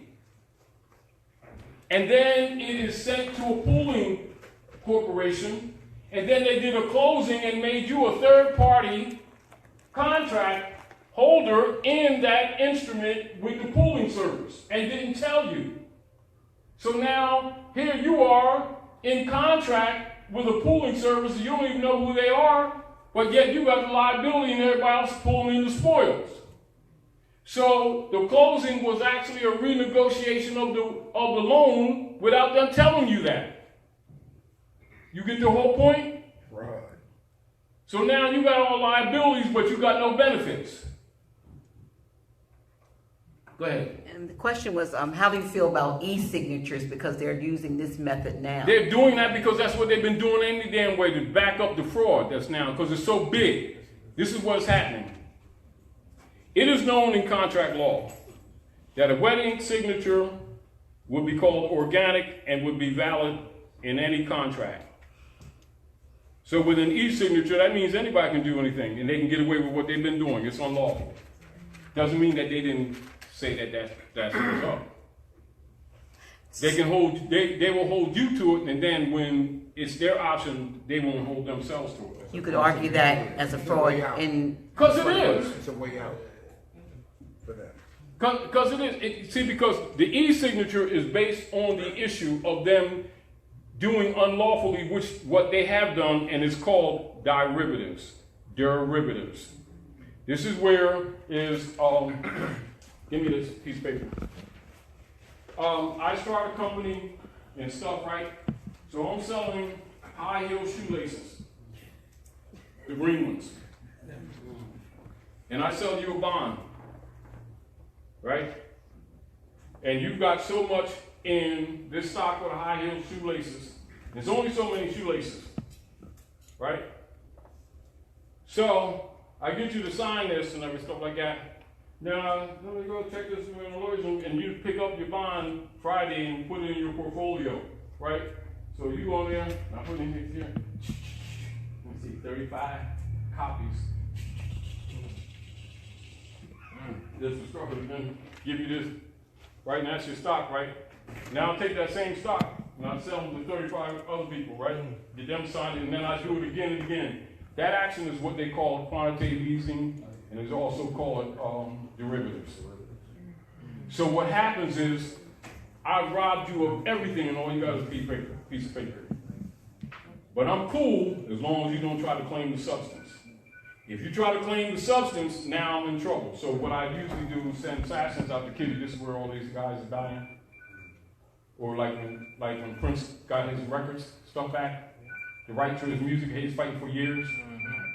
And they killed him and then said that he committed suicide. All right. Same thing with Mike, because he was not only controlling his music, but also the Beatles' music. And he set up a trust for his children. You know, and they couldn't play him. Then he was getting conscious too. That's what that's all about.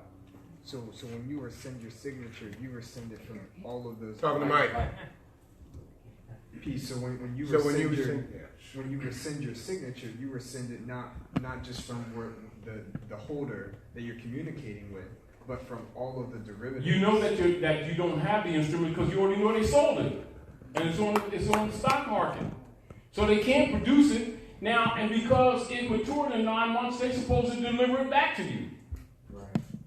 Did they deliver it back to you? How many people that did a mortgage that they delivered the promissory note that you signed back to you after 1 minute after 9 months? Nobody. Oh, so at that time it became security. And it monetized the whole transaction and other transactions too. And so at that, now when they bundled it, the whole note, they got paid for it.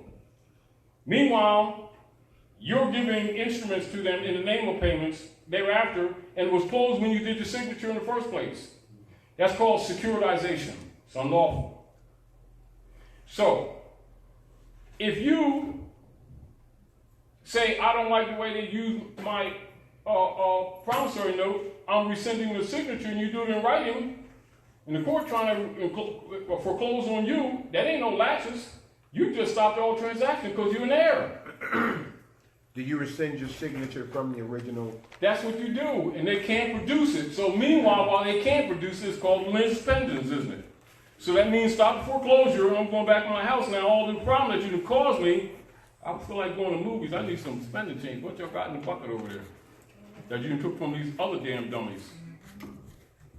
You know, and they're going to start trying to negotiate with you now, because you're talking right. You start talking payments and how much you owe, your concepts are wrong. See, the whole thing is to get you talking everything but what's really going on so they can declare you incompetent. At any point that you demonstrate incompetence, tacit acquiescence, because the argument when the foreclosure comes up is adverse claim. It is. So what happens if you don't make adverse claim? Acquiescence, which is what they're operating on. So everything else you're talking about is interesting, not interesting. Yo, they're ignoring me. Yes. But you need to see, if you understand what's going on, you won't, it's like this. Listen, I'm impressed with your dribbling abilities. I noticed that you can go like this and your tassel don't even swing, you know. But you don't go on the football field with that because nobody will be impressed. That's right. Same thing. Plus you get ran over. If you get it. Stop making the wrong arguments. This is why when we started this, I said I want to stay focused. I want to talk about putting some nails in this vampire's coffin. Remove your signature. You can't remove your signature because they sold it.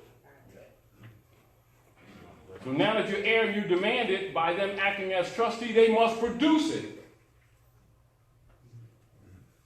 Because the competent heir is talking. Fiduciary must produce it. Now they got, well, when did you transfer this to Bosnato or Dinkledink's company? I think I got a letter here that says, oh, it's got one of these, it's got a red stamp on it. It don't have a physical stamp on it. That's kind of mail fraud too. That's another subject. We'll get back to that later. And you sold them. Well, how come they ain't in court? But Taj, who are we talking to? The very first Whoever entity is for making the it, last? whoever is making the claim. Got That's it. why you got to start dealing with the living. Stop talking about the corporation. Right. So I keep telling you, stop talking about the bank called me. Your bank ain't called you nothing. You lying. Person. There's an individual. Betty Bisnitzl called me from the building that they call bank over there. So when they can't put And her position is such and such and such. There you go. The bank ain't calling me, bank can't talk. You all gotta stop. You gotta stop. Remember what we always talk. Start pulling the living from behind the dead. That's right. They create the LLCs to do things so you can start arguing with Santa Claus for not sending you the bike, while Freddie cashes the check you just sent. I'm suing Santa Claus.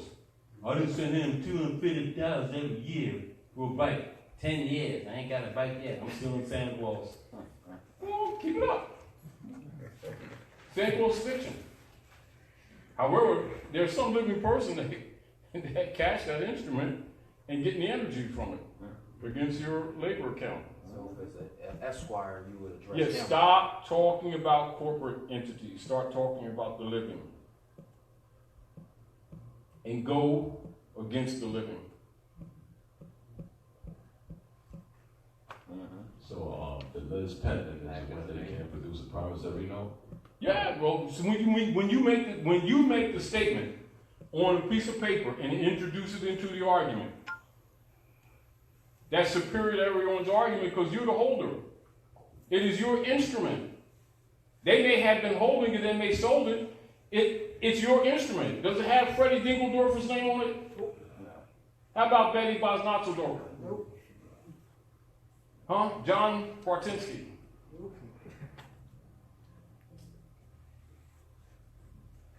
Is your name on it? Yeah. Did you do like this? Well, that instrument is a security. And it's riding around stock market and generating finance. It's not a debt instrument, it's an asset instrument. Do you want your shit? Oh, yeah. Well, if you don't ask for it, you gonna get it? The demand it is mine. And you start talking about payments? Nah, I don't know what that means. You get the point? I got it. Let's not make this complex. We've got to get out of this. We're so groomed in thinking debtor. We just it's hard to. We got a slave mentality that we got to fix. Yeah, we do. Yeah. Social, yeah, we do. Yeah. You're the heirs to the world's largest estate. Start thinking about it. Noble Ali said, what? What is your nationality? Moorish American. Why are you Moorish American? We are what? Descendants. That's a key word of Moroccans and born in America. So go back to the state of mind of your ancient mothers and fathers. What occurs? You start finding out that America's Morocco. Right. Dang, you the heir unconditional. Unconditional. It's love. Ah, nationality card. Oh, that's what that means. Right. Yeah. Whoa, changed in my pocket. Sure did. Changed in your mind. Start making some claims. But study first and be competent. Don't do arrogance. Don't come arrogant. Study. Teach someone who doesn't know. See, because it's like this. For all the people out there who think that this information is a club or belief, once they go into the history and they look at the records, they'll start seeing this involves every living soul out there. That's right. They may think it don't involve them. This whole thing is ran off of that. This is why it's run so good, because they don't know that they're heirs to the estate. They think that they've got a job and making money. No, they're not. What they're doing is, it's not a job, it's a joke. All of their essence have been stolen. That's what that word hypothecated means. But they can't read. And they think they're making money. No, they're not even allowed to have no money.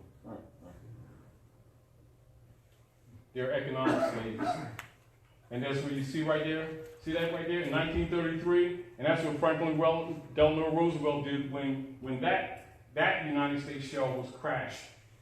In 25, when Raleigh registered the old Canaanite Temple, or the Moorish Holy Temple of Science, as a civic organization. And then that one crashed, and they held that off until 28, and it crashed anyway. At that time, he adopted a religious affidavit to protect the movement because of the infiltration. And then 33, it crashed anyway. And so Franklin Delano Roosevelt then used the birth certificates to back the debt of the United States again, and they created another shell corporation in Puerto Rico in 1933. That's House Joint Resolution 192, 73rd Congress in session, June 5th, 33. That's what this is all about. And then they did what?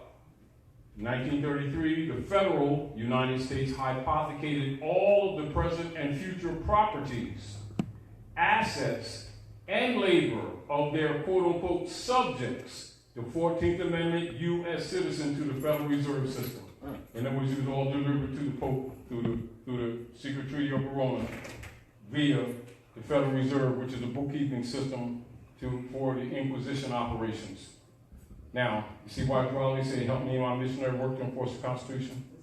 He's talking about the organic. So what happens if you don't? He said, if you don't, the worst is yet to come. Because Allah is not pleased with the works that have been done on this land with my people and the citizens. And to save you from earthquakes, diseases, ATC, carry out the law. Fail to, you're not going to be happy campers. So that means, so everything that was done here, that's all right, because the earth will start taking over and going to turn all of this mess over.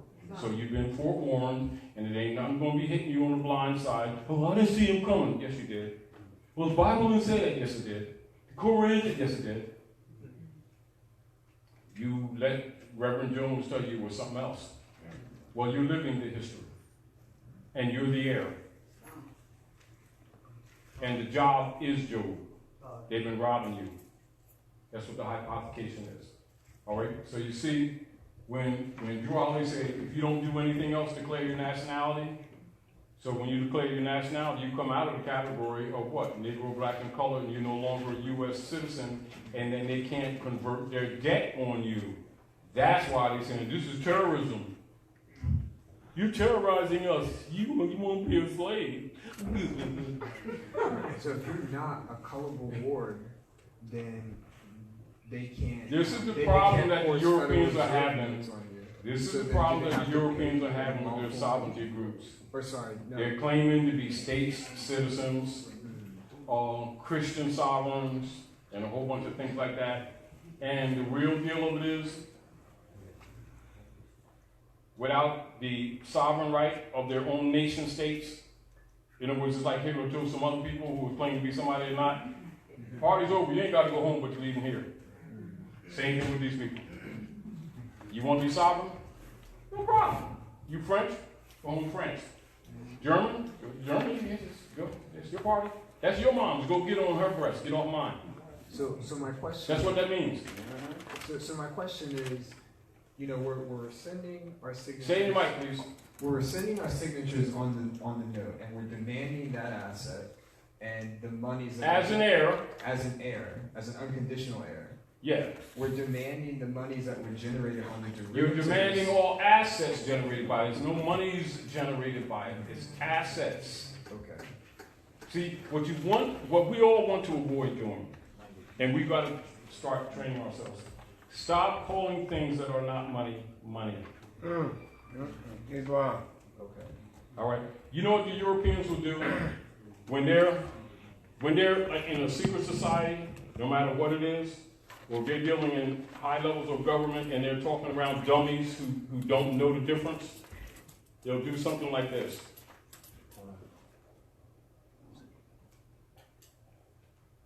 Silver or gold coin.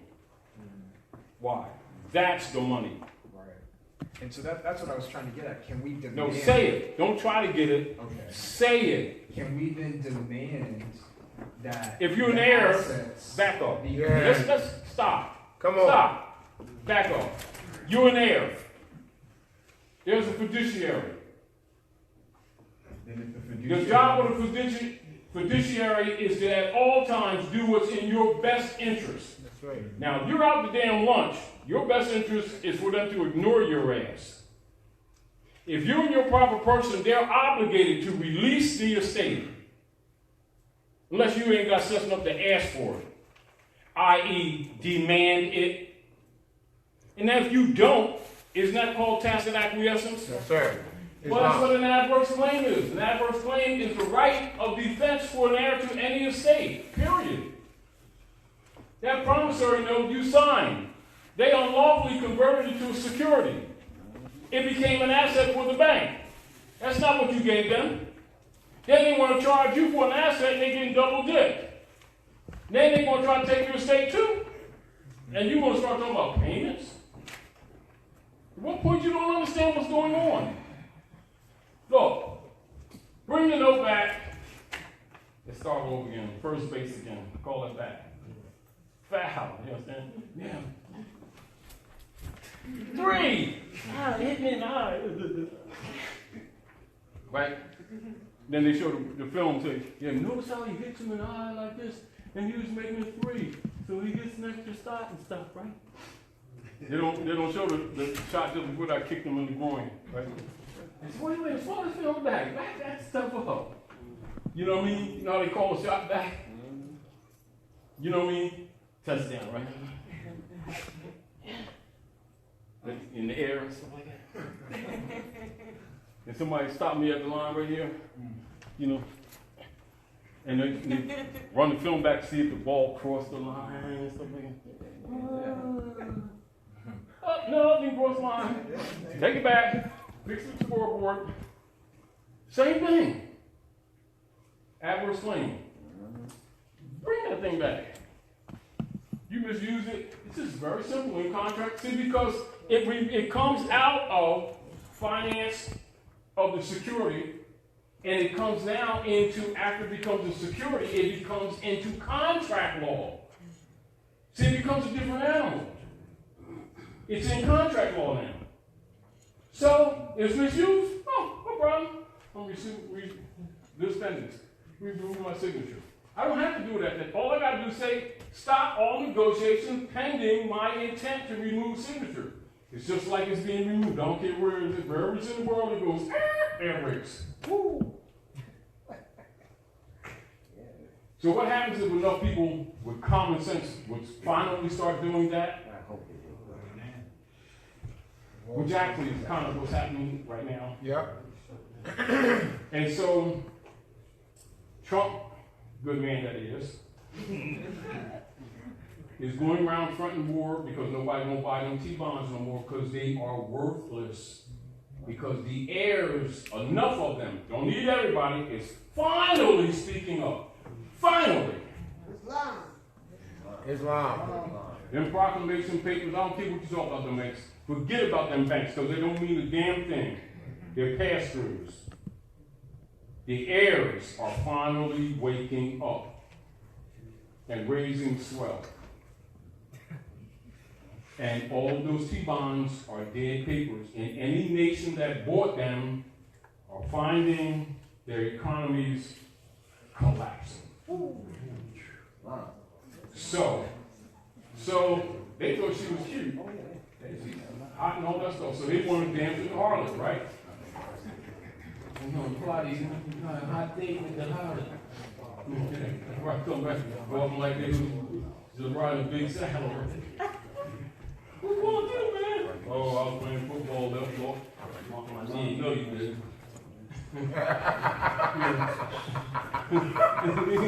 Got them king crabs.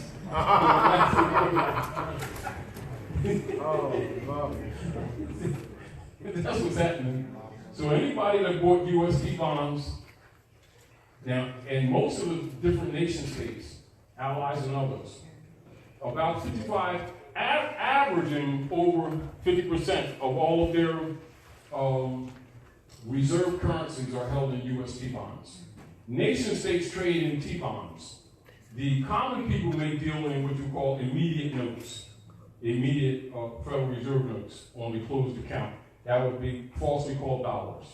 Nations do not deal in dollars, they deal in treasury bonds and notes. Nobody's buying the bonds. Are we clear? Yeah. Now, so what they did, they bombed Japan, and they stole, I think, about 4-point-some-odd trillion value of government employees' funds. So when they didn't agree first, so they put that bomb off the coast in the water, and that's what that tsunami is. And then they was trying to get the gold from Haiti. That's why they bombed Haiti, because they was trying to force them to give them a gold contract so they could take the houses off and then mine the gold. Because they stole Germany's gold. Germany is their #1 ally, and when the Germans sent diplomats to land Grenada to check the numbers on their gold bullion, they told them to take a hike. So 2 months later, they dropped them buildings and say some Muslims did it out of a cave with a box cutter and a computer. And people bought into it because they wanted to buy into it. They didn't believe that, never believed that. They wanted to because of their own biases. But they were had, you know, and this is what's been going on. Trump will probably leave office before this year out, or at least the beginning of this. Everything is dog and pony show. The United States corporation is over. His job is to keep the people busy while they're negotiating in the background. And that's what's really going on. Nobody's buying the USD bonds. The different corporate entities, give me the mic. Different corporate entities are closing up. That's why you see these malls closing. Like Target, as an example, all of their stores in Canada closed. They've been sending stuff down here, make it look like it's busy down here. And the different, and these both big malls, one by one, you're going to start seeing them close. Now you're going to see a lot of new buildings going up. All of it's done with Chinese gold. All these new buildings all across the place, 62% or more of the new buildings and major commercial properties, including J.P. Morgan's building in Manhattan, belongs to China. Now, people who know politics know that. People who don't. In the background, negotiations are going on. They're still doing stuff, and this is why you see all those false flags. You see that Vegas shooting and stuff like that? Well, that's because the 30th, they went bankrupt, and so that's a distraction. But go ahead, brother. Yes, so with this geopolitical situation going on all around the town, and not buying the T-bonds, so securing our position would be something to focus in on gold then. Well, some other yes and no, but let me be honest with you.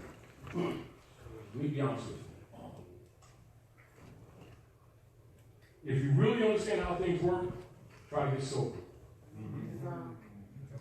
Small Not at the gold, because you ain't going to spend it. The silver is tradable. Gold is much more plentiful than they admit to. There's gold in Old Hiccupa or Old Egypt in the Grand Canyon. There are some mines of gold that gold is so big that you can pick it up literally in bulldozers, almost pure. The same way they do with the diamonds that are plentiful. You understand? They'll sell somebody a big rock, a carat, for a lot of finance, when actually diamonds are plentiful, almost as plentiful as the gravel that you get in your driveway. But they only release so much of it to control the price. So it is with gold. We always use gold mostly for jewelry and stuff like that. You know, when you study ancient Asiatic cultures, and then you also know that we always use it as a symbol of wealth, and the women always carry the gold. Silver has more technical and functional use than gold. Silver is by far underpriced. However, it is recognized in history of governments to be your main fungible movement precious metal. And then also understanding that, you know, earth culture is based in cosmology. You know, gold is alchemical metal of the sun, copper is the alchemical metal of Venus, silver is alchemical metal of the moon. And so the culture itself is cosmogony, which is why that's used for money. And then keep in mind, let's keep this money, don't let me lose, but I want everybody to be conscious of this. So you can understand the weights and measure issue. The weights and measure issue in value.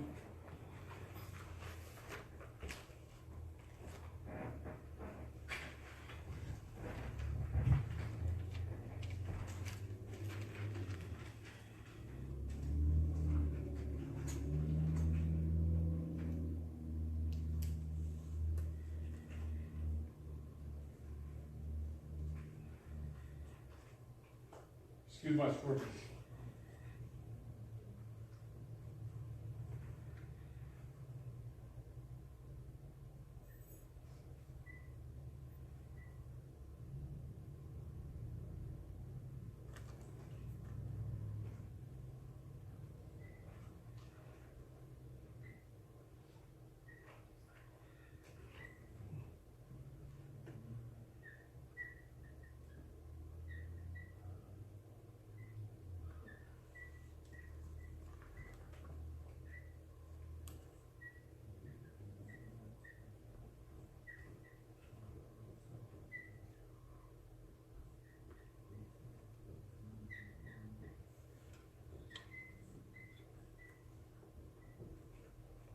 So, when the alchemical metal for the moon is silver.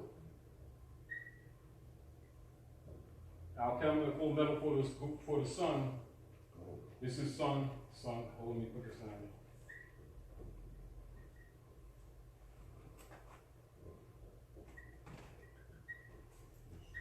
here. Right?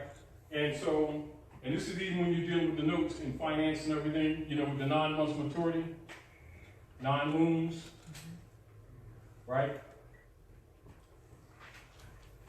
All of this is relative to the operations of Earth economy, including the Stargate.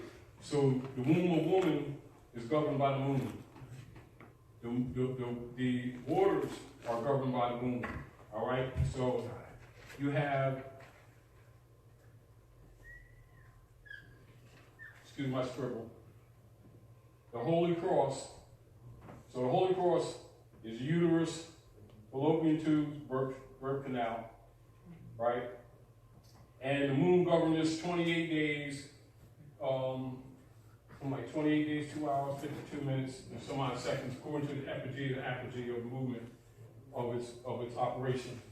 So your 4 crescents is 25% of the whole, and you also, with the same thing,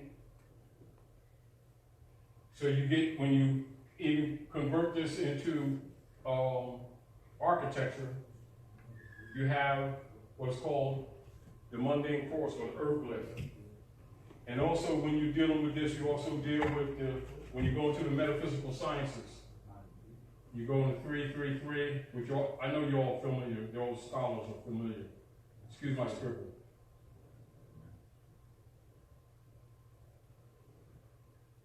And then, of course, you know, at the North Gate, the son dies, so Jesus died at the age of 33.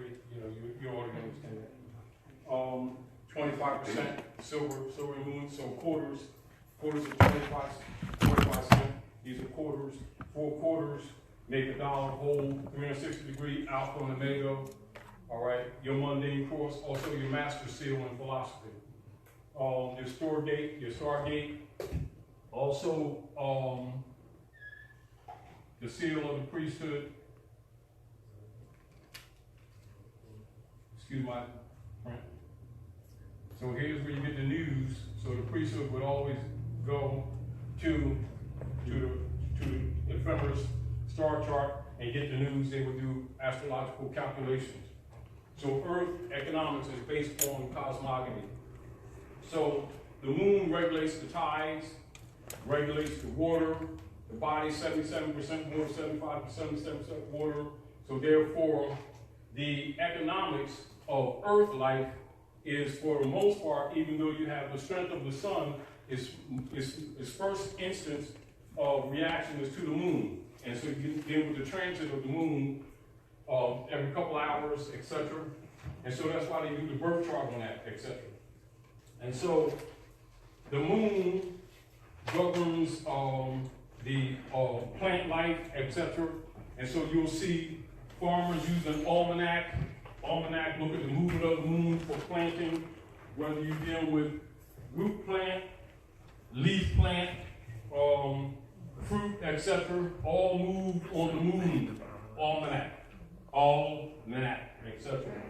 And so on this principle of the moon's effect on all life on Earth, or the economics, is where you get moon economics or money. That's why money must be gold and silver coin. Are we clear? All right. So it's all based on cosmogony, cosmology. Are we clear? Clear. So they don't want you to get back in harmony with nature because you recognize that they actually have nothing to do with this. They've been giving you artificial information. They've been giving you dead culture. And they've been stealing your estate. And this is why when the Constantinians came to the North Gate, they hide behind the name Christianity, but they're really Constantinians, which is why the Reverend Jones will never tell you who he's really working for. And this is the official name of the Christian operations that they call in North America, which you all know. And understand all of this stuff is tied together. All of it is tied together. Niceno.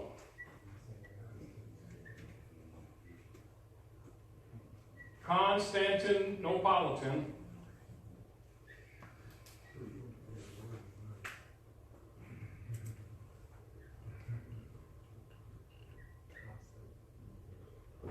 Creed. This is the official name, and as you see Constantine, Pope Constantine. And that's all these people of Moorish descent who are referred to by Europeans as conversos. So all those so-called Asiatics and Africans who claim to be Christians amongst the priesthood are called conversos. And they've been funding their own slavery. They're worshiping Constantine, not some Jesus. So the Constantinians hide behind Krishna principles, the Kabbalistic principle of Krishna in Sindh, that the Moors a couple thousand years ago named Hindustan, that the others falsely called India, which is also why they usually associate Indians with Moors. Or you go into Indian treaties, you'll see the Moorish treaties under Indian treaties, but we're not Indians. And Sindh is not India. Although you will find when you talk to Hindustani who know the history, when they see that you ain't talking that stupid black stuff, they'll tell you about the Mauryan dynasty, the Nanda and the Gupta dynasties, which are Moorish dynasties in Sindh. You know, so the culture is yours too. But our people don't recognize themselves as Asiatics because they're conversals, or what you call traders. And so this is another reason why a lot of other Asiatics don't like black people, because as soon as you say you're black, from the rest of the world, you just said that you're a traitor. So persons who claim to be black to the civilized world are traitors, which is another reason why they're treated bad even by their own brothers and sisters. who come around. They think they don't like their complexion. No, you start talking about that black stuff, you're a traitor. That's the signal of a traitor, or what they call converso. A converso is these fake, hypocritical people of Moorish descent who try to pretend they're not Moors and think they're going to get a benefit from Rome by agreeing to be black and Negro and Indian, and lost their birthright. That's what's wrong with you. You know, and then they pass it down to their children and act like it means Afrocentric spirituality of the Hotep, of the melanin in the universe type stuff. And actually it means Negro means pale man. You know, this is why you look at the etymology of black as Middle English, and it actually means pale and bright colors. Black power. And then the pale English say, got that going on? Then they mad again, marching, whatever. But anyway, so that's the basis of the monetary system on Earth. It means moon economies. So the moon governs the general economies. And there's another reason why you see them, you know, even with dealing with the weather boards and stuff like that, while they're doing the chemtrails with the barium and aluminum and stuff like that, so they can use it as an antenna, electrical grid, and also they can use the sonic weapons off it because it bounces off. Stuff like that. But as well timed, it gives people Alzheimer's and a whole bunch of other diseases. And so that serves the genocide operations with the medical industry, which is actually military operations, etc. Anyway, go back to where you was, brother. Yeah, so I see now the silver is, you know, much easier to transfer. Yes. Much easier to transfer. Gold. And more valuable. I'll tell you what they're going to do. Let's look at this what you already know. I challenge you all to go out now, particularly now, and go try to buy more than 5 ounces of silver and see what happens. Most likely they ain't going to sell it to you. I got a hookup. Meaning that you might have some already. I have a hookup. Yeah, you got a hookup. Now, I'm going to repeat that again. I have a hookup. Yeah. I suggest you all go out, you go buy, try to buy over 5 ounces of silver. You got a hookup, there's something that you already got set up. Yeah. But I'm going to tell you what, the reason they're going to hold it is because they know it's going to be bust out. They know it's going to bust out, and you know that too. That's why I'm talking now. Yeah, it's going to bust out. Right now, if on the world market, if you're really trying to buy it, honestly, and if they didn't control it, it'd be about between 600 and 800 notes. Mm-hmm. You know that, right? Wow. It's good right now. Mm-hmm. Not an ounce, you mean? Yeah. Yes. Ounce of silver? Yeah. See, this is what they're doing. To keep people's faith, they've got to let some out. They've got to let some out. But they ain't selling no big bulk to nobody. You understand what I'm saying to you? But they got to do some transactions to keep appearance of legitimacy. They have to. But in short order, you probably won't be able to get it. If you ain't processing now, you know, I put it this way. If you didn't, I already know you. So I already know that you've been pretty much operating, you know, with a consciousness for years. If you were trying to initiate that action right now, I guarantee you wouldn't get it. And I think you know that. You know? Now, the deal of it is also like, say for instance, like, the other reason they don't want you to have the cosmo nature of things, because even if you carrying silver with you, even if you carry it on your body and the gold, it interacts with your body.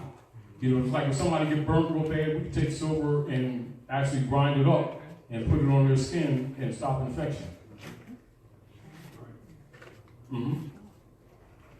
And it's, aside from its conductivity ability, you know, bacteria can't live in silver.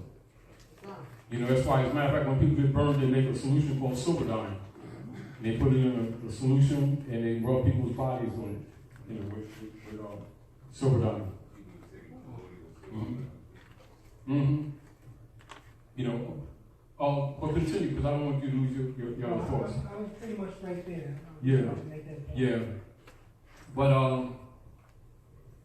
and I always see, because I kind of know, and I know you know, if people start trying to make a run on it, that's when it blows. They're just gonna stop. They're just gonna stop. If they can trickle it here and there, just keep people's blind faith in the system, they're gonna do it. But if all y'all went after gold and silver, I guarantee you wouldn't get it. Smile, good brother. Give the mic.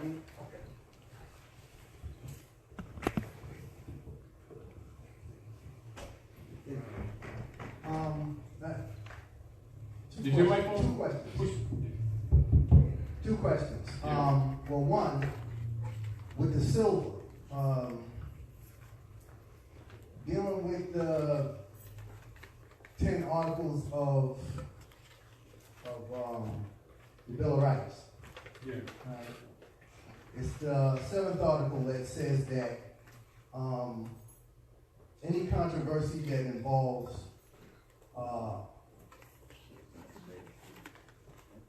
$20 or more must be a trial by jury. Must be a trial by jury, and which is also a command that you can make. Right, conducted by rules of common law. Yeah. Right. So, I guess that's one way in which if you purchase something, or if and that's the other thing too. And I'm going to relate this in relationship to trust. Mm-hmm.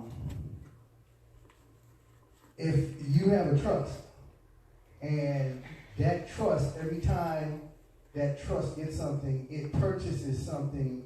It doesn't. Remember, let's stop the it. Okay. You can't. All right. Yeah. You purchase. Yeah. You purchase. Administrating. Right. You that administrator. Trust. Yeah. Right.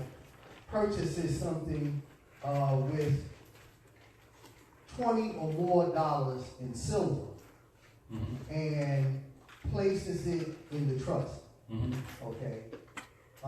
If there's any controversy, the issue of ownership, yes, would have to be dealt with in regards to common law. Yes, which would and by jury of your own peers. Of your own peers, which means it would have to be MOORS. Or which is why, now, what is man of God bringing up? How many? Do you understand what he's really saying? Do you get the point? He's telling you part of remedy that many people don't run to. They fail to entertain it, to exercise it. Command, just like if there's an issue, right, of even the foreclosure. You understand? For them to be doing what you would call administrative actions without due process of court is also a violation. But most people bridge it. And then they allow Europeans to claim to be Americans and exercise sovereign power on the land, which they don't have the authority to anyway. And then misclassify you as Negro, Black, you don't contest it, which is their property, etc. And then the issue is always over $20, and no one ever brings it up. The other thing I wanted to bring up is, I talked to you the other day, and I was telling you about a diplomatic correspondence mm-hmm. that I came upon. And the diplomatic correspondence was a correspondence directly from the Emperor of Morocco, mm-hmm. not the king, but the Emperor. Mm-hmm. And the Emperor was in the correspondence was stating that he had appointed this Christian mm-hmm. as a consul for all of those nations that were within within the dominions. And then he said, and they are. And he started to name them. Yes. The first one he named was the Empire of Germany. Yes. Was within our dominions. Yes. And then he said Russia. Yep. Was within our dominions. And also the Vatican. And then he said Prussia. And then he said Rome. Mm-hmm. And then he said Naples, which is France. Mm-hmm. And then the next thing he said a few others too, but those were most poignant for me. And then he said the States of America. Yes. All right, so here's the Emperor of Morocco appointing one individual as a consul for those nations that didn't have one, but they were in our dominions. Yes. Now it dates itself approximately 7 years before the Treaty of Peace and Friendship actually goes into effect. So that was 1780. Mm-hmm. And so by Rome, when I looked at Rome, I said, well, Rome and Italy is not the same thing. Yeah, right. Rome is the Vatican. Yeah. The Vatican And is it's in our built on an domains. ancient civil temple. Right, which would make the Vatican a party to the treaty. Yeah. And this is why the Pope, when charged, now what has occurred is by the Europeans being thrown under the bridge. You know, one of the Europeans who've been trying to restore the Republic is Anna von Rees. And she, a Republic judge in Alaska. And, you know, she assisted or acted as assistant private attorney for Pope Francis when he did that letter to Obama. You know, and, you know, of course you already know that they're being pressured.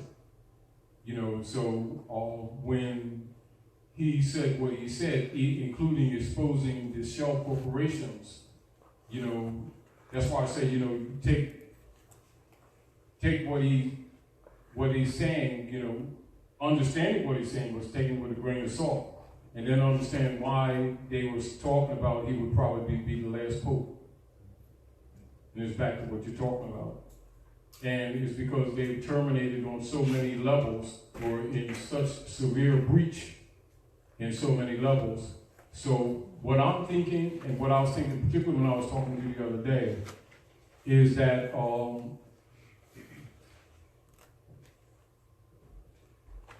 sages of the order behind the veil is coming out that trumps the advanced technology that they've been hiding, that they thought they were going to use to maintain the fraud. As you already know, they're actually, not unlike they admit to in, you know, with world philosophies, that the popes of Rome set the world back over 500 years, you know, when they started burning the books of the Moors, etc. And so I look at it, when you was talking to me, what was going into my mind is, so we already know that the technology that they're using is 500 years or more ahead. We already know that they've been using their bonds, etc., since the 30s.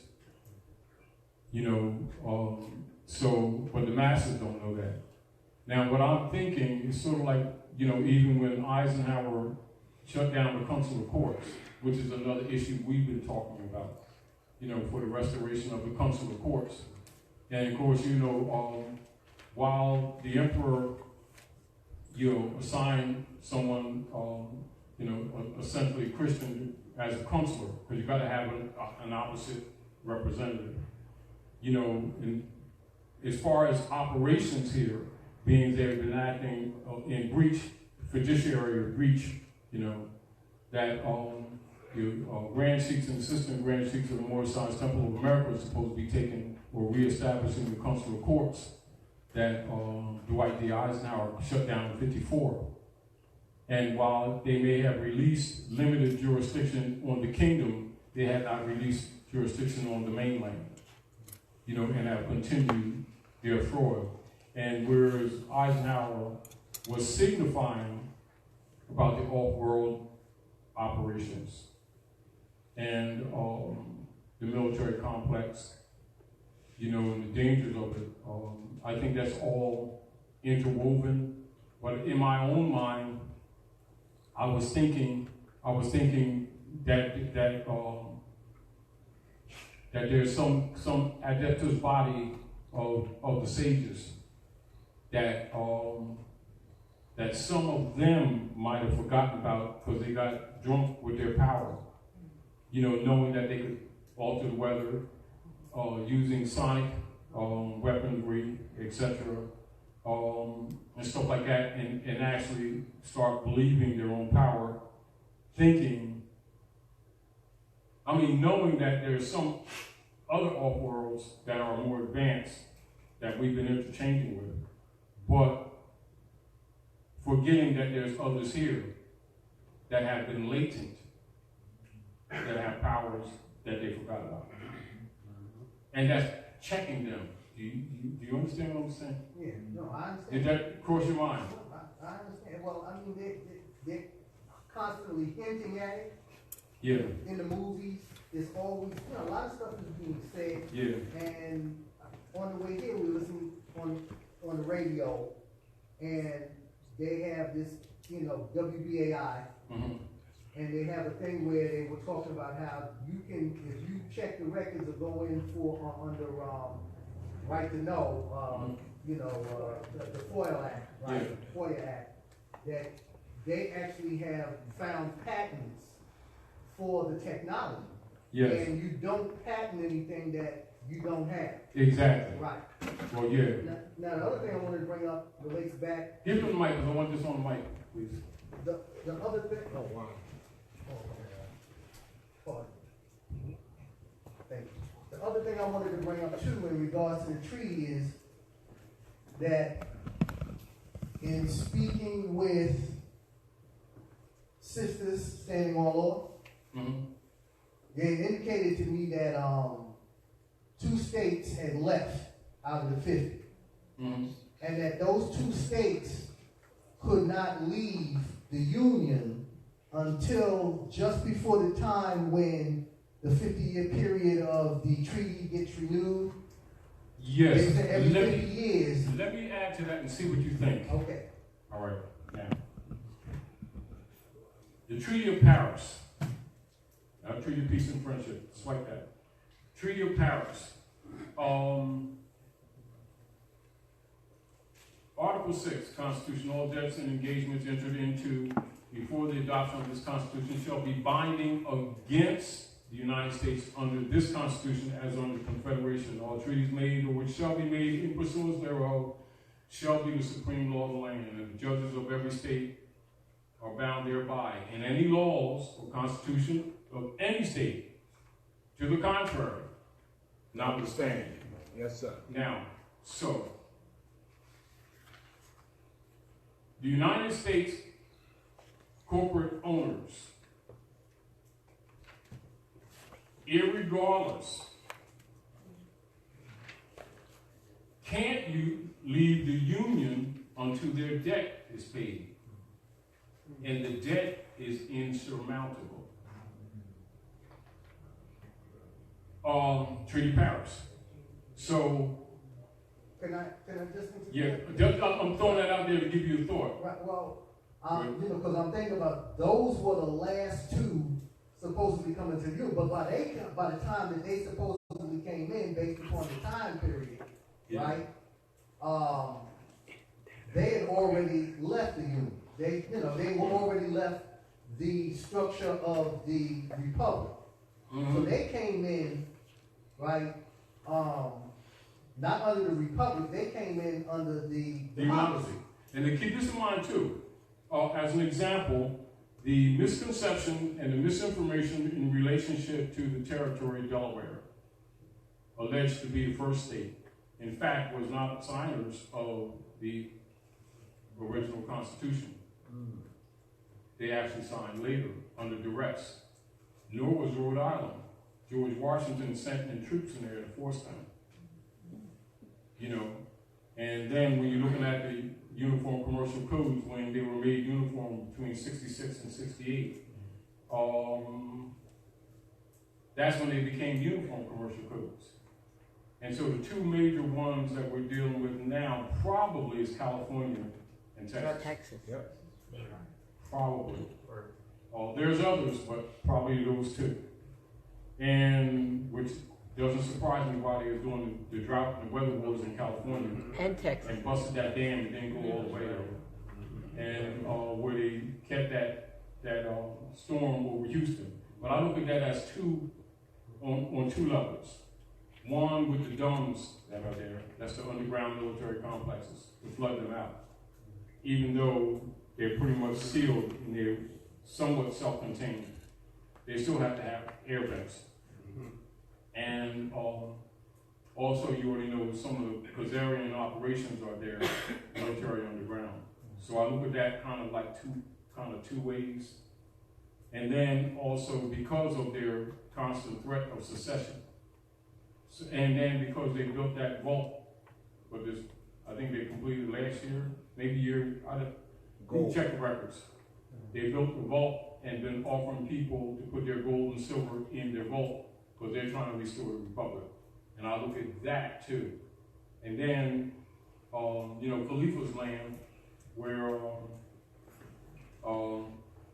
their economy is essentially that of multiple nations in one. And so if properly